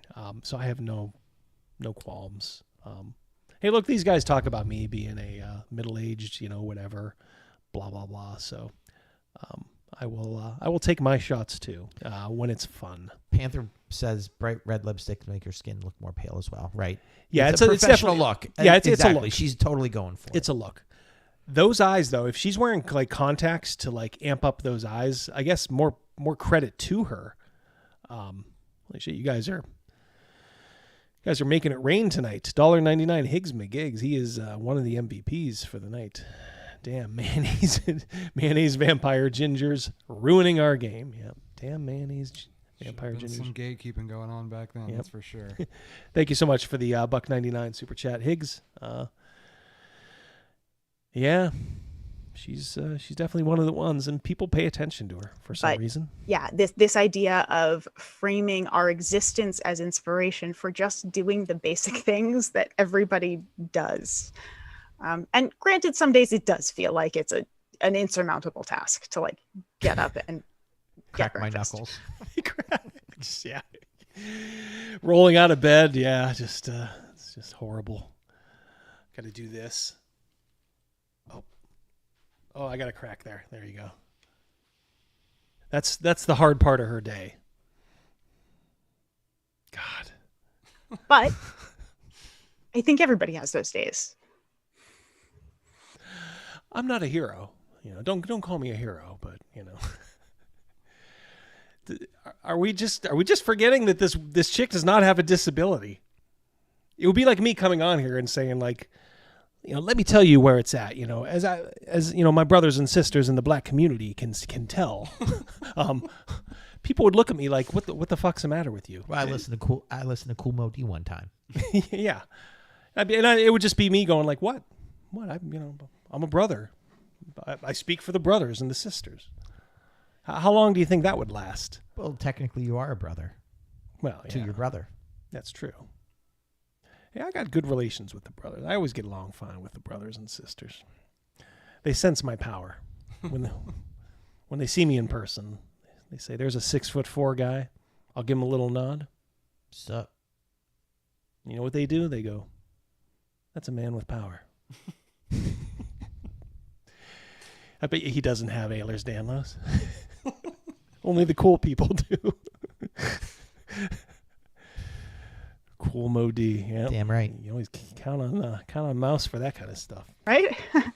So I think that's one thing to stop doing. Has the Nobel Prize been given out this year? It has not, Jacob Jones. We need an emergency award here. We're going to give away 2 this year. Him for putting up with it, and Jen for spitting it. Yep. Oh. Another musical reference. Insane in the membrane. Yep. Yep. Framing us as inspirational in that way. I think the next thing is thinking about villains. Often facial differences, disfigurement. She's doing it with Darth Vader. That almost. She's just showing off. She's showing off. Look what I can do. I can do this and you can't. And as you can tell, it's causing her so much pain. It's obviously a disability. Darth Vader syndrome is like I sometimes call it, of like Darth Vader is missing several limbs and thereby is a villain. And it's really hard to watch any 80s television show and not see someone with a scar on their face and being blind of one eye or missing a limb, and therefore they're a villain. It's a very tired trope. it's this idea of signifying internal moral decrepitude with. So Darth Vader wasn't a villain? Well, they're just saying, he was a villain, but don't base your villains off of that, if you make them all scarred up and shit. Hey, there's a reason Richard Lynch got cast as a lot of villains, man. If you're evil and like disfigured, that's fucking intimidating. That makes a good villain. I can't believe this Nightbot is still here. Guys, you saw me get rid of this piece of shit. I am so sorry. I think what I probably have to do is, it'll go away when I end the stream because it's no longer a moderator. But holy shit. You thought you had control, Double D. I thought I did. Not. Guys. That's your disability. Yeah. Holy shit. Look at this thing. Luke's up. Hold on. I see. It's going. Man, our chats are coming so fast. That's gone. Yep. Scroll up. Yep. Double D, help me out here. Yep. Scroll Hold up. on. I got it.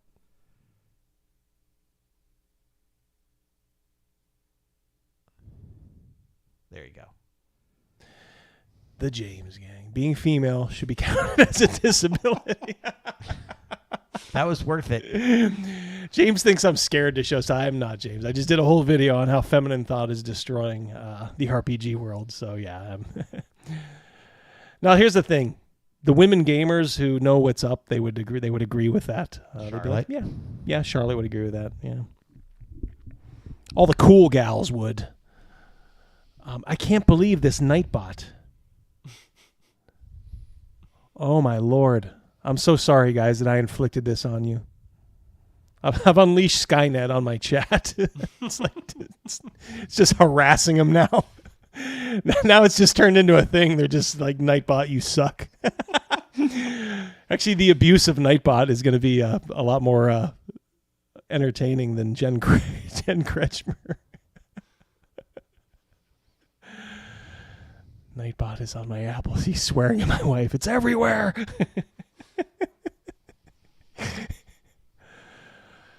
I'm so sorry, guys. I guess this will only happen when I do a giveaway. So I don't do giveaways every stream. Well, next week with the jar of mayonnaise. Yeah. By the way, guys, show note for next week. Next week, I will have on Alexander Macris, who some of you already know as Adventure Conqueror Kings. Only this time we'll be talking part 2, which will be kickstarted by that time. It'll be in the first day or two of kickstarting. Excellent. So yeah, been wanting to talk to him for a while. He reached out. He is on our side, one of us, creating a mammoth RPG. These are the guys, him and the Greg Gillespies. Those are the kind of folks we should be supporting. So we will talk about Adventure Conqueror Kings next week. Can't wait. Cannot wait. And hopefully, Rogan's tummy feels better. Yeah. Although I don't know, Pew Pew's filled in pretty admirably, hasn't he? He's done a great job. Yeah. And there could come a point, and it'd be, I would not be offended if you had Rogan and Pew Pew on, and I took a backseat. I'm okay with that. Yeah, we could do a little 3-way action for it. Look, at some point we could have the whole kit and caboodle here. Everyone in there, yeah. We'll need stadium seating for that, Double D. Yeah. Yeah, no, I definitely do want to have you back on. Like how like the Brady Bunch, that 9-panel screen. Like we'll just do like that. Let's see. There's a lot of streams are like that. Yeah, it's the StreamYards effect. Yeah, where everybody's a box. Yeah, I always call it like it's a Brady Bunch stream. Yeah, like I said, and you could have Gavin on and no one can hear any of us. Yeah, exactly. Yeah. We have Gavin on when we break down like old fantasy videos. Oh, okay. But for you, like I said, if you ever want to do something, if you have an idea for like a horror, we could do a special stream or just do a video or something. Yeah. Let me know, because we did a little bit of that with RPG Cinema. We did 2 canned episodes, kind of going through, and then we also did it on a live stream, which actually worked out pretty good. So if you give me like the movies and that you want to look at, I could cut them up, if I get the file. And I'll we definitely can keep it in the back of my mind, Yeah. and we can talk about it because Yeah. that would definitely be fun. Yeah, because you're definitely the guy. I think these guys, I think our chat would be very interested in what you have to say. Like I said, he's not lying, guys. I've seen his room. He's got thousands of DVDs, and they are, they're very good. They are very good movies. Rarely have we ever walked away from a movie night disappointed. I don't think we've ever walked away disappointed. Some are, of course, better than others, but usually it's a home run. Good to above average usually. Yep. My favorite one that we watched was the one with the guy from Naked Gun. Oh, Death Ship. yeah. Watch here, Hot Shot. Leslie Nielsen, as the all right, Hot Shot. Boy, these guys are still. Oh my Lord. This is like watching a bunch of hockey fights break out. Nightbot is just drunk on his power at this point, lording over the chat. Yep. Nightbot is AI. Nightbot is eternal. Yeah, get used to it, guys. This is your future. My AI. future too. So. AI. As Joker said, sometimes all it needs, it's like gravity. All it needs is a little push. So, Shark Side of the Moon. Shark Side of the Moon. Is that I haven't had a chance to watch that yet, but it's on my radar. It looks. There was a documentary that I was just watching before you guys came over. Whoops. And it was like the top 50 horror movies you've never heard of. And obviously I recognize some of them. Have you seen one called May? May? Yeah. I don't think I have. How about Lamora? Oh, yeah, Lamora. That's a great one. Yeah. And then one I know we saw, because I think we watched it at the theater, April Fool's Day. Oh, yeah. Classic, yeah. Yeah, there were some good ones there. Yeah, for sure. And it just kind of inspired me. I'm like, man, we need to talk about this stuff more. Yeah, Nightbot cometh. These guys. I'll tell you, it's one of the adages of showbiz. Don't work with kids, animals, or Nightbot. just gonna take over. So there's no sort of more mundane way you could pull off the drawing, or. If we were on StreamYard has a built-in thing. I will look. There's got to be a better way. There has to be a better way. Or that's a high price. Or Double D. No, it's how you end the show. Yeah, that's true. Yeah, I could just put it as a moderator towards the end of the show. Well, you make your drawing. Yep. Get your winner and sign right off. The thing is, for it to do what it needs to do, it has to be like, I guess, a moderator. It needs full power. Like I said, go watch the Star Trek, The Ultimate Computer with M5. This is what we're dealing with here. I'm Captain Dunzel here. Here's one for you, Pew Pew. Oh, yeah. Martyrs. Great French extreme horror. Classic movie right there. Is it subtitled or? It's subtitled, yeah. It's probably from about 15 years ago or so, something like that. But it's it's a pretty notorious movie just because of some of the shockingly violent and depraved content. Mm-hmm. But I think at the end of the day, like the way that they wrap the movie up, it is a pretty original and inventive story. I thought it was pretty good. All right, well, we'll keep it in mind. The one they were talking about too was Funhouse. Oh, the old Tobe Hooper movie. Yeah. It's a classic. I guess they said 1981 was the culmination. Like there were more slasher films made that year than any other, I guess. Yeah, I could definitely see that. I was born in '85, so I try to champion a lot of good '85 movies. But yeah, '80 to '84, that was just a golden era. Yeah. For sure. God, the '80s were so good for so many things. Music, movies, sports. Like even though I know a lot of you guys don't like, but like the NFL back then was just fantastic. Super Bowls weren't very good, but man, the football itself was great. Even baseball back then was good. Do you know this one that Charlotte's talking about here? Pew Pew. Looking here. Leslie Nielsen was also in a movie with Debbie Reynolds. Tammy, I think the name was. Tammy. Yeah. Well, that might not be a horror. Yeah, maybe that's just a normal. Yeah, that might just be a normal movie. Boom. Oh, yep. You got it? Yeah, I'll get it. Yep. Oops. Jumped on me. $2, DM James. Autopsy of Jane Doe was good. Agreed. I'm pretty critical of like newer horror movies. You know, they're lacking some of the je ne sais quoi that some of those older films had. But yeah, Autopsy of Jane Doe was good. Yeah, there was another newer one they were talking about too. Maybe like Hatchet or something like that. Oh, Hatchet, yeah, Hatchet. That's a great trilogy. Mm-hmm. I think there's a fourth one out now actually too. But yeah, that's one of those rare new horror franchises that just really hit the nail on the head.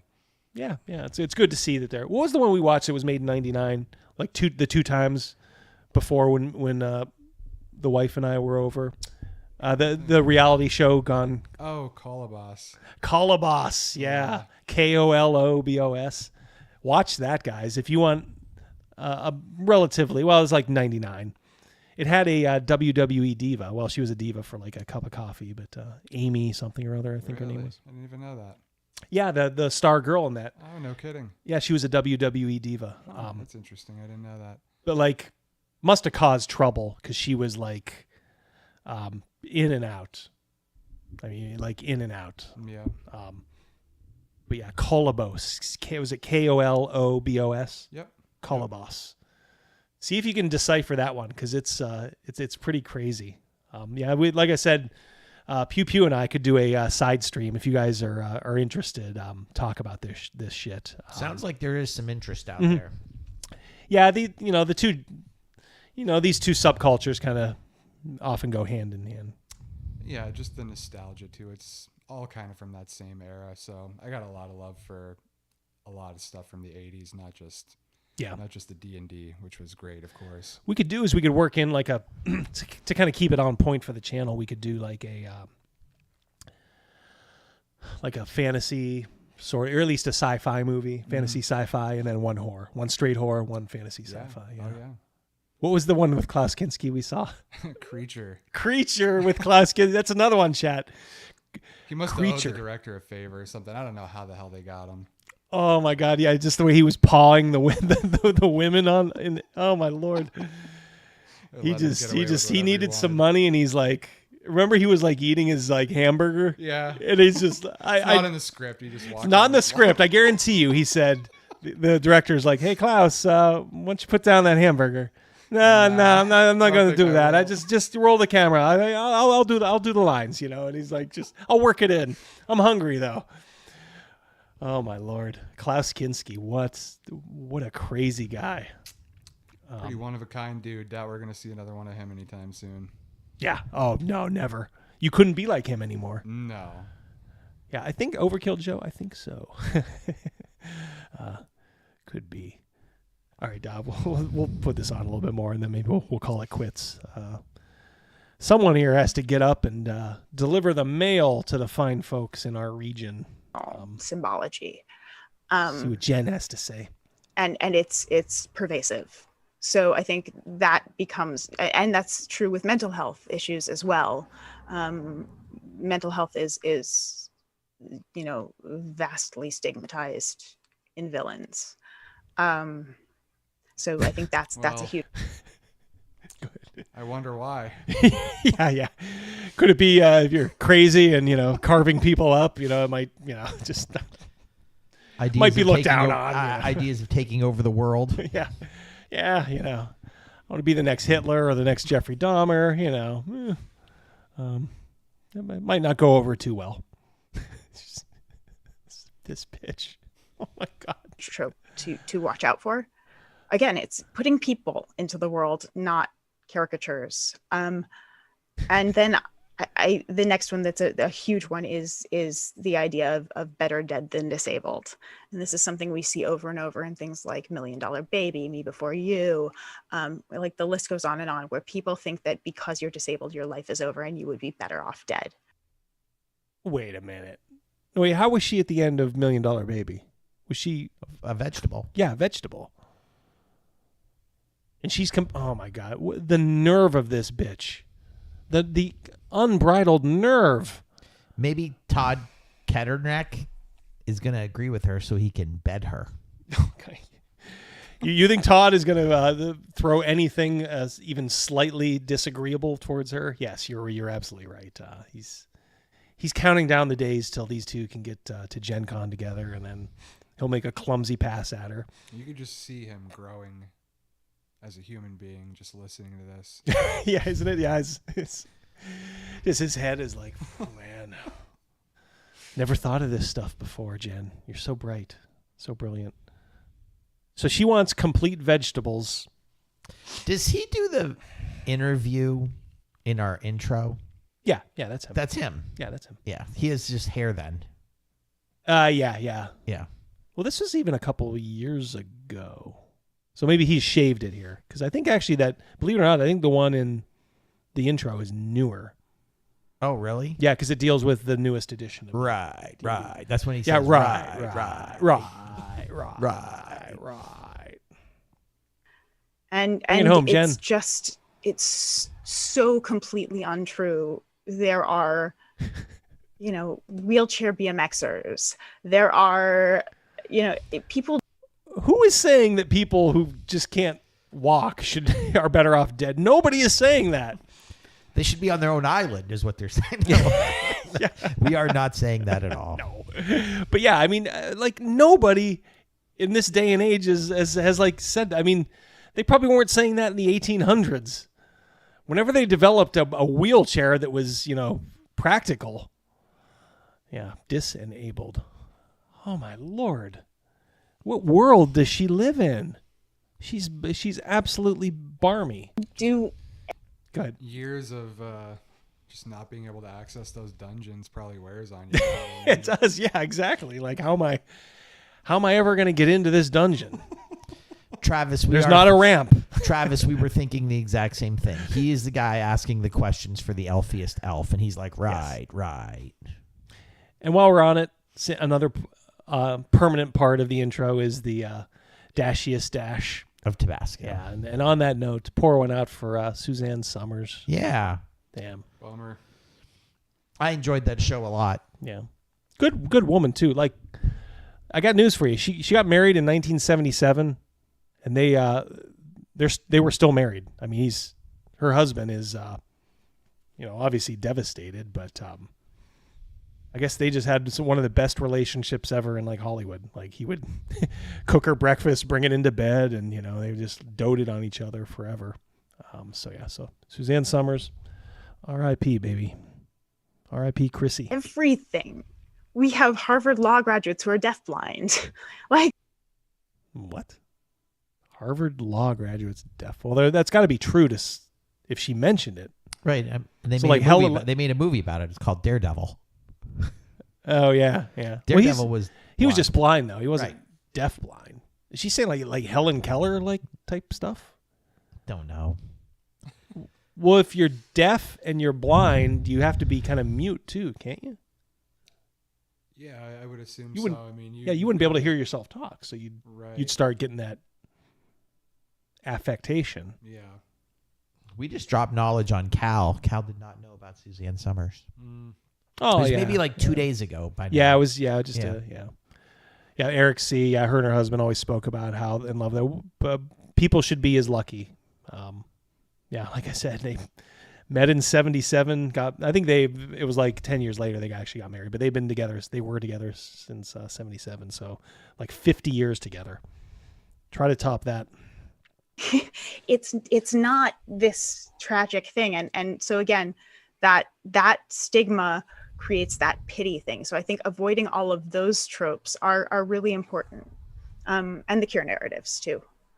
So I think those are some of the major storylines that we see very, very frequently with disability. Also putting people into relationships. If you're going to have a world where you have relationships and you have people who are dating, don't make them disabled. Just framing. Got a feeling that's not going to be what she said. Cal's parents were married over 70 years. Still married Holy over 70 smokes. years. Yeah. That's impressive. Still married over 70. Yeah, mine are getting there. I think mine are 65, if I'm not mistaken, maybe. 70 years. Holy smokes. Whew. Congratulations to them, Cal. Give him a kiss on the forehead from Double D. He said that their parents are 90 and 93. Wow. Impressive. Yeah. Yep. Yeah. Both of mine are still kicking around. I'm fortunate enough, they're, and I don't want to say like great health, like my mom is, just doesn't want to eat anymore, but she's still as sharp as she ever was. I mean, Nothing gets by her. No, nothing. I've been at the house. I delivered their groceries a couple times for them. Still witty, Yep. Well, let me tell you this. She was probably 85 when my brother was up there, and my brother was letting his wife like do something that he shouldn't have, and he was maybe taking a back seat. My mom said, "Stop being such a fucking pussy." My 85-year-old mother. And she's not like mean like that normally, but occasionally she'll just kind of like spurt out like what's on her mind, and then she'll apologize for it, But unneedingly. Yeah, exactly. Just so that there's peace. Yeah, exactly. Yeah. All right. Gotcha. Relationships. Having partners and, children and being appealing and sexy and pause again. Part of the world in that way as well, because that also is very rare, and that ties to kind of the infantilizing and the objectifying. But yeah, I think those are all things that are really important. So who infantilizes people with Ehlers-Danlos? It's fucking orcs, probably. I'm guessing. I don't know. Todd Kenner Connect. Heard those orcs. Yeah, who was Plastic Man's villain?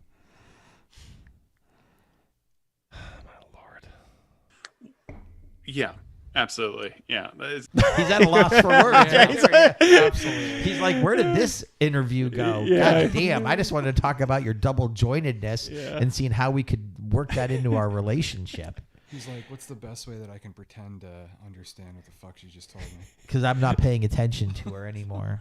It reminds me of the Monty interview, like when he had to listen to his own wife like just drone on like this, and he's just like, yeah, real cool. Yeah, it's like it's the biggest like, nah. It's like when they would do parodies of Todd Newton. Yeah. This is Panther saying, yeah, Todd, absolutely Kenner correct. Yep, absolutely, yep. I'm right there carrying that flag with you, Jen, since you can't because your hands are double jointed.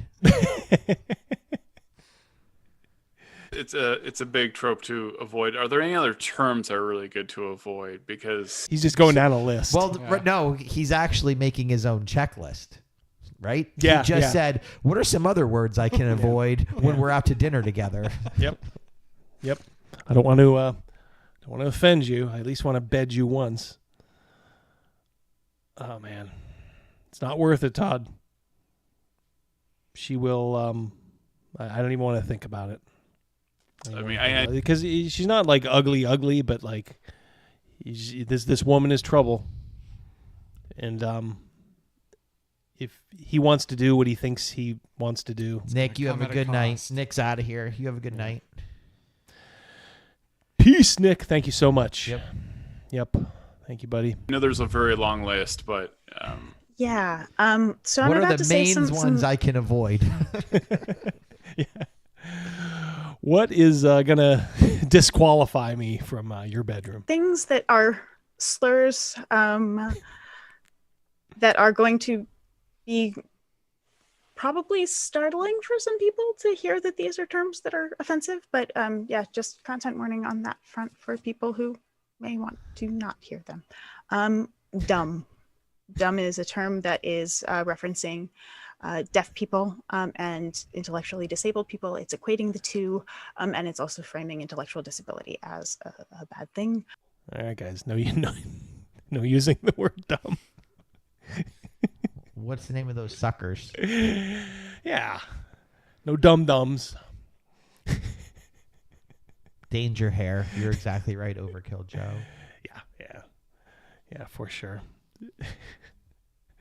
Like how serious she was. So, dumb. Don't use dumb. Lame. Wow, she's just going to the bottom of the barrel. Once here. I was Yeah, man. expecting some heavy hitters, but- Woo, these are sick burns. That movie's lame. Whoa. Refers to physical disability. Dum, Cripple is a big one. Crippling, crippled. Those are all really, gosh, it's hard to even like. These are words that have a lot of oppression behind them. Do they? Yeah, really? She's feigning some emotion there. And yeah, is that like the look like when they say like somebody's lying, they'll look off to the side and yeah, up, like they're lying or being deceitful. In other words, she was having trouble coming up with the word there for a minute. I was getting worried. Her brain is Todd Kenner connected. Fairly wrong. Busy looking like I'm gonna pretend to agree with her, so I still have a chance at Gen Con. Todd Kenner, yeah, he's just like professional, thoughtful guy. He's got this gig down so good. That guy gets friend zoned so much. Yeah. Yeah, so much. Might as well put a sofa there, Todd. You're not getting into this one either. It's for your own good, though. It's in context. And they're so pervasively used, like every single day. Yeah. Cripple is a reclaimed term at this point, so disabled people may say that word. Reclaimed word. Okay. All right. She's taking it back like Randall in Clerks 2 with Porch Monkey. We're taking it back. But non-disabled people, it's an offensive term. Right. You have to keep in mind that for centuries at this point, disabled people have been kind of hidden away and put in institutions, and eugenics have been an issue, and this continues on. Like, this is not, ableism kills people regularly, and particularly now it's been really deadly for the She'd be a disabled. lot of fun to talk to at a party. Could you imagine? She would, once you feigned some interest in talking to her, you would be stuck there. And then she would also be the type of person who would say, would you mind if we revisited our conversation right where we left off? And you'd be like, ah! And no editing feature. I guess that would be you'd be an ist or a phobe if you wanted to do that. Yeah, if you got drawn into her orbit, it could be a long night. Mm-hmm. That happened at work today. I came in and my boss's boss, he was a nice guy. He just came over and was kind of talking to one of the women who work in our department. And she was giving him every detail of her trip to Seattle to see like her daughter's wedding. It's amazing that people can't read bodily cues. Like, this person wants to get up and leave, so I either need to cut it off here, summarize it, or later on, whatever. But he was just making all the clues, like yep, getting up, like fidgeting, like, and she's just, oh, and another thing, they had this tea ceremony, blah blah blah blah, and I'm just like, I'm in my cube behind, just laughing my ass off, just quietly, as he's just trying to eject himself from this conversation. And honestly, it did go for about 15 minutes, and you may think 15 minutes isn't a lot. Oh, it is. Start a watch and just count down from 15 minutes, and you'll see he was dying. Community right now, disproportionately, and because of ableism, because people think our lives have no worth. So when I talk about the way that language reemphasizes that marginalization and the way that people think about disability, I'm not saying this lightly. I'm not saying this to like police people's words. You can use the language you want to use. You can call people crazy. You can use terms that refer to She's running out of steam. Only she had any idea what that term would be. Yeah, exactly. You just tell she's running out of steam. Is it filibustering? yeah, I think she is. Yeah, it's like Mr. Smith here going to Washington. There are even words I won't say the R word and things like that. Retard? Is that what she's She talking doesn't about? want to say that word. That word is actually, to me, that is an offensive word. I think that's more offensive than the N-bomb, in my opinion. And the reason I say that is black people call other black people N-bomb all the time. Yeah. I guarantee at the Special Olympics, they're not lining up at the 100-meter dash and saying, I'm going to beat your ass, retard. I guarantee they don't say that. Probably so some truth I there. do find Probably that word some offensive. See, I'm more of a intent kind of guy. Like, I don't really care what the vocalization you're using is. The intentions are sort of what. I agree with that statement as well. That's kind of where I stand on it. I've used retard. I'm just trying not to use it all the time. I mean, I may say something is retarded, as in stupid, and that's just, look, I'm Gen X in the 80s. Grew up watching Beavis and Butthead personally, so. Yeah, exactly. Travis is 1,000,000% with Pew Pew. Yeah. I mean. Yeah, no, you're not going to be. Yeah, I understand, Crazymouse. Yeah. You don't like hearing it, and I get that too, and I respect that. But yeah, I mean, you're also not going to be. I am offended and walk off if you do hear it. And I honestly don't retard. mind if somebody says, I don't like hearing this word or that word. I don't mind accommodating that. It's when it's used as a lever of power that. We were telling a story, if you remember. Pew Pew is not part of our gang then. Me and Mrs. Mouse were putting in our air conditioners, and we live in the inner city, and some kids were walking by just dropping N-bomb after N-bomb, but our windows were open. And my kids now are, in high school, but at that time they were all in grade school, which our youngest maybe being like in second or third grade. And I just said, hey, ease up with the language. You're actually now yelling it into my house. And this guy just got so, up in my grill about it. And I pushed back a little bit. When I was telling that story, Gavin Morgan was like so offended at the language that was being used. And I'm like, I'm telling the story of how this all came about. Like he was offended that you were saying the language. Yeah, like I was calling these kids like N-bombs, and I'm just like, no, I was calling them out for using N-bombs. That's what happens when you make a big deal of stuff. Like there's a woman at my wife's game group where she's at, and she's a pronoun girl. Now look, she's a nice pronoun girl. But she's a pronoun girl. Okay, that's fine. But what she doesn't realize is that there's people that take advantage of that. And one of them is another woman in the group who will tell everybody if they are just coming to the group, this is so-and-so. She uses they pronouns. It's like, you're getting more out of this than the girl is. And if I was giving some fatherly advice to this girl, I'd be like, don't.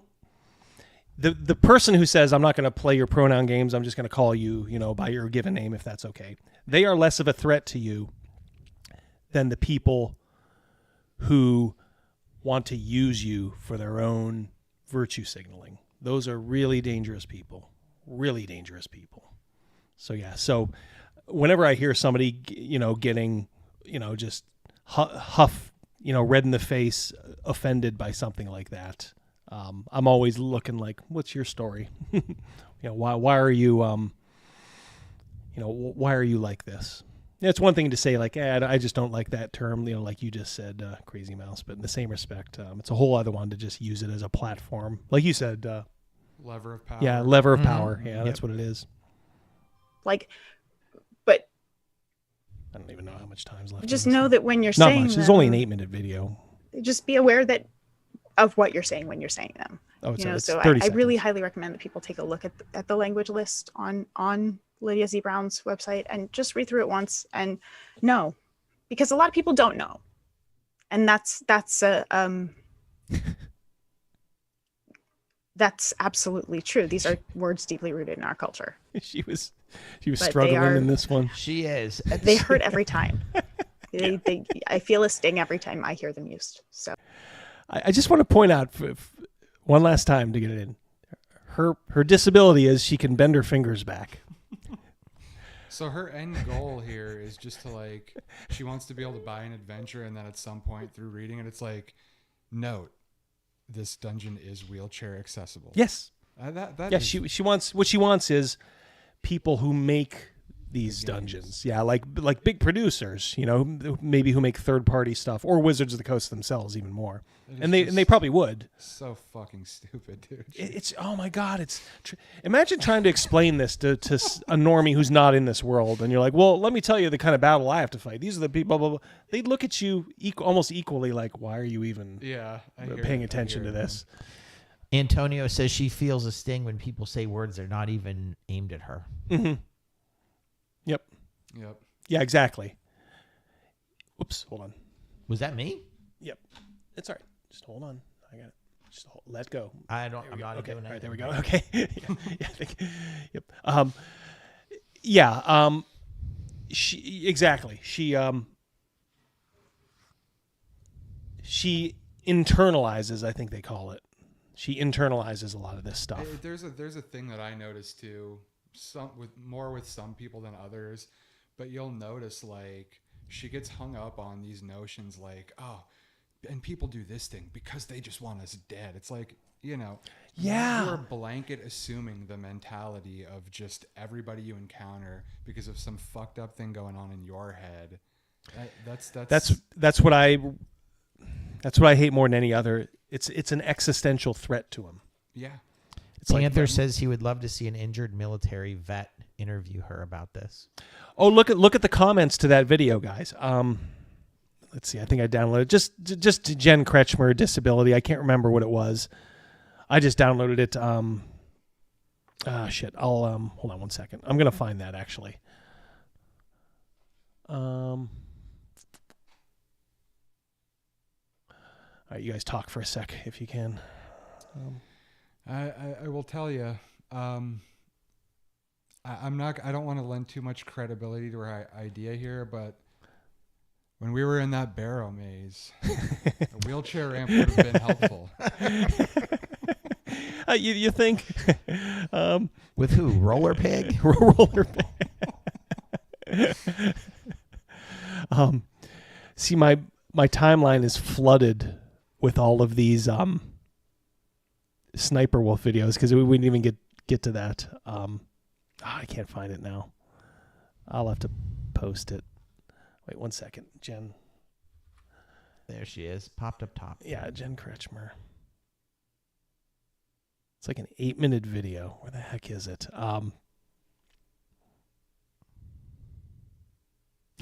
She has the same expression in all these. It's like just stunned surprise. It's all right. I'll have to get it for you. But I don't want to grind it till, especially when we're pretty much done here. We'll figure it out, right? Yeah, we'll figure it out. But yeah, in that video, a disabled person was like, "I'm actually kind of offended by all this," and it's funny because all her simp people jumped on the actually disabled person. Imagine that's the kind of world we're living in. The actually disabled person who just respectfully said, "You know, I normally like the content here, but for the first time, I gotta say I'm really disappointed." And then he gets dogpiled by all these freaking morons. Fuck. Oh well. All right. I think that's it. We gave away our book. Congratulations, Panther. A lot of super chats tonight. You guys were very generous. Absolutely. Thank you so much. I want to go on record. Pew Pew, you did phenomenal. Oh, thanks for inviting me on. You did a great job. Great job. Rogan, I'm not saying you're, Wally Pip yet. But no. You're not. Wally Pip is the guy that Lou. I don't know if you know anything about baseball, but Lou Gehrig was the Iron Man. He played in almost 3,000 straight games, and he got in there one day because a guy named Wally Pip kind of took off my elbow's aching. So they're like, all right, Lou Gehrig, go in there. Your turn. Next man up. Yeah, 15 years later, he was still in there and never came out. Right? Yeah, you never hear Wally Pip again. No, we're not saying that. Just joking. No, I'm coming for the mantle, but no, you're pick up the slack. Yeah, no. Yeah, we'll definitely try to get you in. Yeah, you definitely fit right in. Actually, Absolutely. everybody has. Pretty much everybody in the group. Even when Captain Stern was in. When he does a great job. Captain Stern is a natural public speaker because of his teaching. Yeah. Gavin, when he's on and he's not shouting, he's a very good guest. Very good. Oh yeah. We just got to get Gavin stuff that he's interested in. Like the movies and some strong gaming content. Yeah. Everybody has done a great job. This is what I wanted when I started the channel. I was thinking well, how can I just have my friends on? It's well, I don't know. I guess I'm blessed. I don't know. Here I am thinking that I'm just one of many, and it's there's not a lot of people who include their real life friends. It's like a lot of online friends. Hey, maybe I would if I was friends with DM James. He would be one, but there's not a lot of people that have just include their real life, homies. The people It you is hang kinda out hard, with. Yeah. though, to find a group of people that is dedicated enough to want to be that tight knit over any hobby, really. Yeah, and I don't know. Maybe I'm doing myself a little disservice, seeing as I've been successful, and I'd like to think it's a touch of skill, but it's mostly just drive. Most of life is just showing up. Ain't that the truth? I like that we never know where our show is going to go. Double D has a layout of what he wants to do. Last week it became Weeble Wobbles. Today was mayonnaise. I mean, it's just we have no idea. Let's not forget Nightbot. Yeah. Nightbot was the star of the show tonight. But we have no idea where shit's going to go. Yeah. Nightbot's revenge. Yeah. It's Nightbot's revenge. Is that a real? Did somebody make that? I think somebody made that. Panther says we spent 15 minutes on hot dogs. Yeah. I mean, the thing is, you have to be able to pivot because sometimes role-playing content isn't going to be enough, especially when Wizards of the Coast is, let's face it, they're being smart. A closed mouth garners no flies. So give them their due. They're not putting their foot in their mouth and, gacking it up. So really, I mean, there's not a whole lot. I was going to maybe go through the Planescape thing and, what some of the people were saying. We're not going to have time for that. Maybe I'll do it next time. So look, that's where I'm I'm set. Some of these folks that just concentrate on just gaming and it's 100%. It's that's fine. I mean, maybe you're more hardcore. I'll always have gaming as a central theme. But I'm not afraid. I proudly will, talk about other things like Nightbot and hot dogs, and yeah. And if like I said, some people will like it, some people won't. I understand. That's fine. It's not going to be for everybody. But I got, as the song says, I gotta be me. I'm putting a. If you don't know, I did start a second channel because I think a lot of you guys hate football. It's mainly just me playing a game called Legend Bowl. So I'm very smart. I was the Defiant Dolphin. So just, I don't know. I'm not even going to put a link to it. And just go look it up. Just go look it up. If you want to see me play this game called Legend Bowl, which is an old school 16-bit, new old school 16-bit football game. Really fun, having a great time.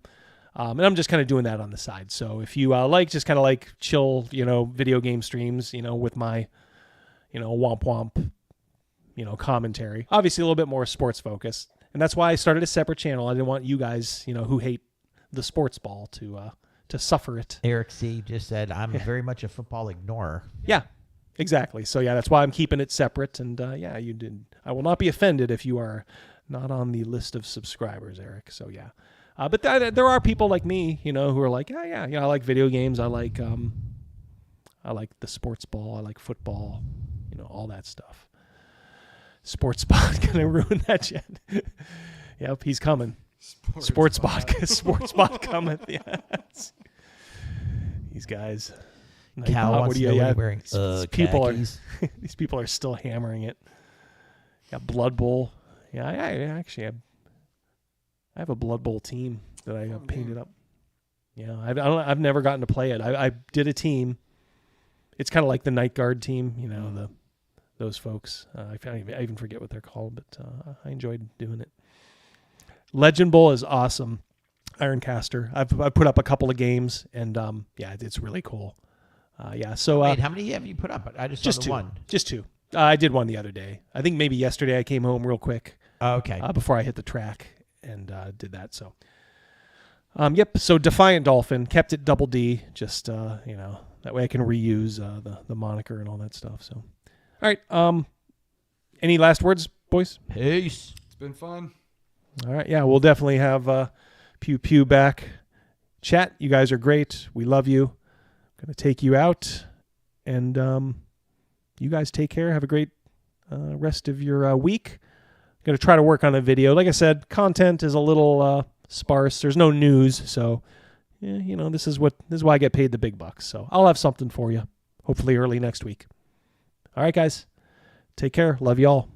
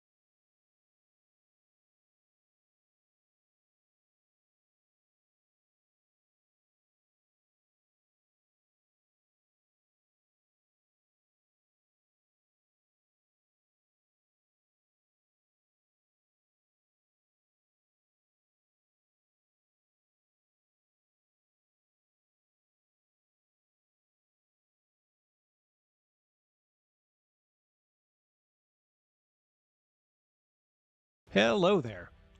I want to take a few moments to thank our sponsors who are providing you guys a very special discount just for being a fan of this channel. All the sites and discount codes, just for you, can be found in the description of this video. Our old friends from Neckbeardia offer a great variety of products, from awesome miniatures to supplementary RPG material, and even their own RPG rule sets. You just never know what new thing James is going to be cooking up over there, so make sure to bookmark their site and check back often. Crud Forge makes two great games that aren't afraid to poke a little fun at the people who, quite frankly, need a little fun poked at them. First is the quick and hilarious Virtue Signal, the game where you play a social justice warrior trying to attract followers to your cause before the other players can tear you down. Then there's the mammoth Portland Occupied Zone, or POZ. In this strategy game, you play as a complete disaster of a human being, trying to reshape Portland into a slacker Marxist utopia. Bring a few friends and warm up that throwing arm for some Molotov cocktails. Folks at Power Up Paradise are taking care of you with both a protective phone case and, when you flip it over, an ingenious Game Boy, which is built right into it. Go back to the golden age of video gaming and play dozens of challenging games that will delight and frustrate you in a good way. Mobile games are almost universally terrible, so why not take a step back when they did it right?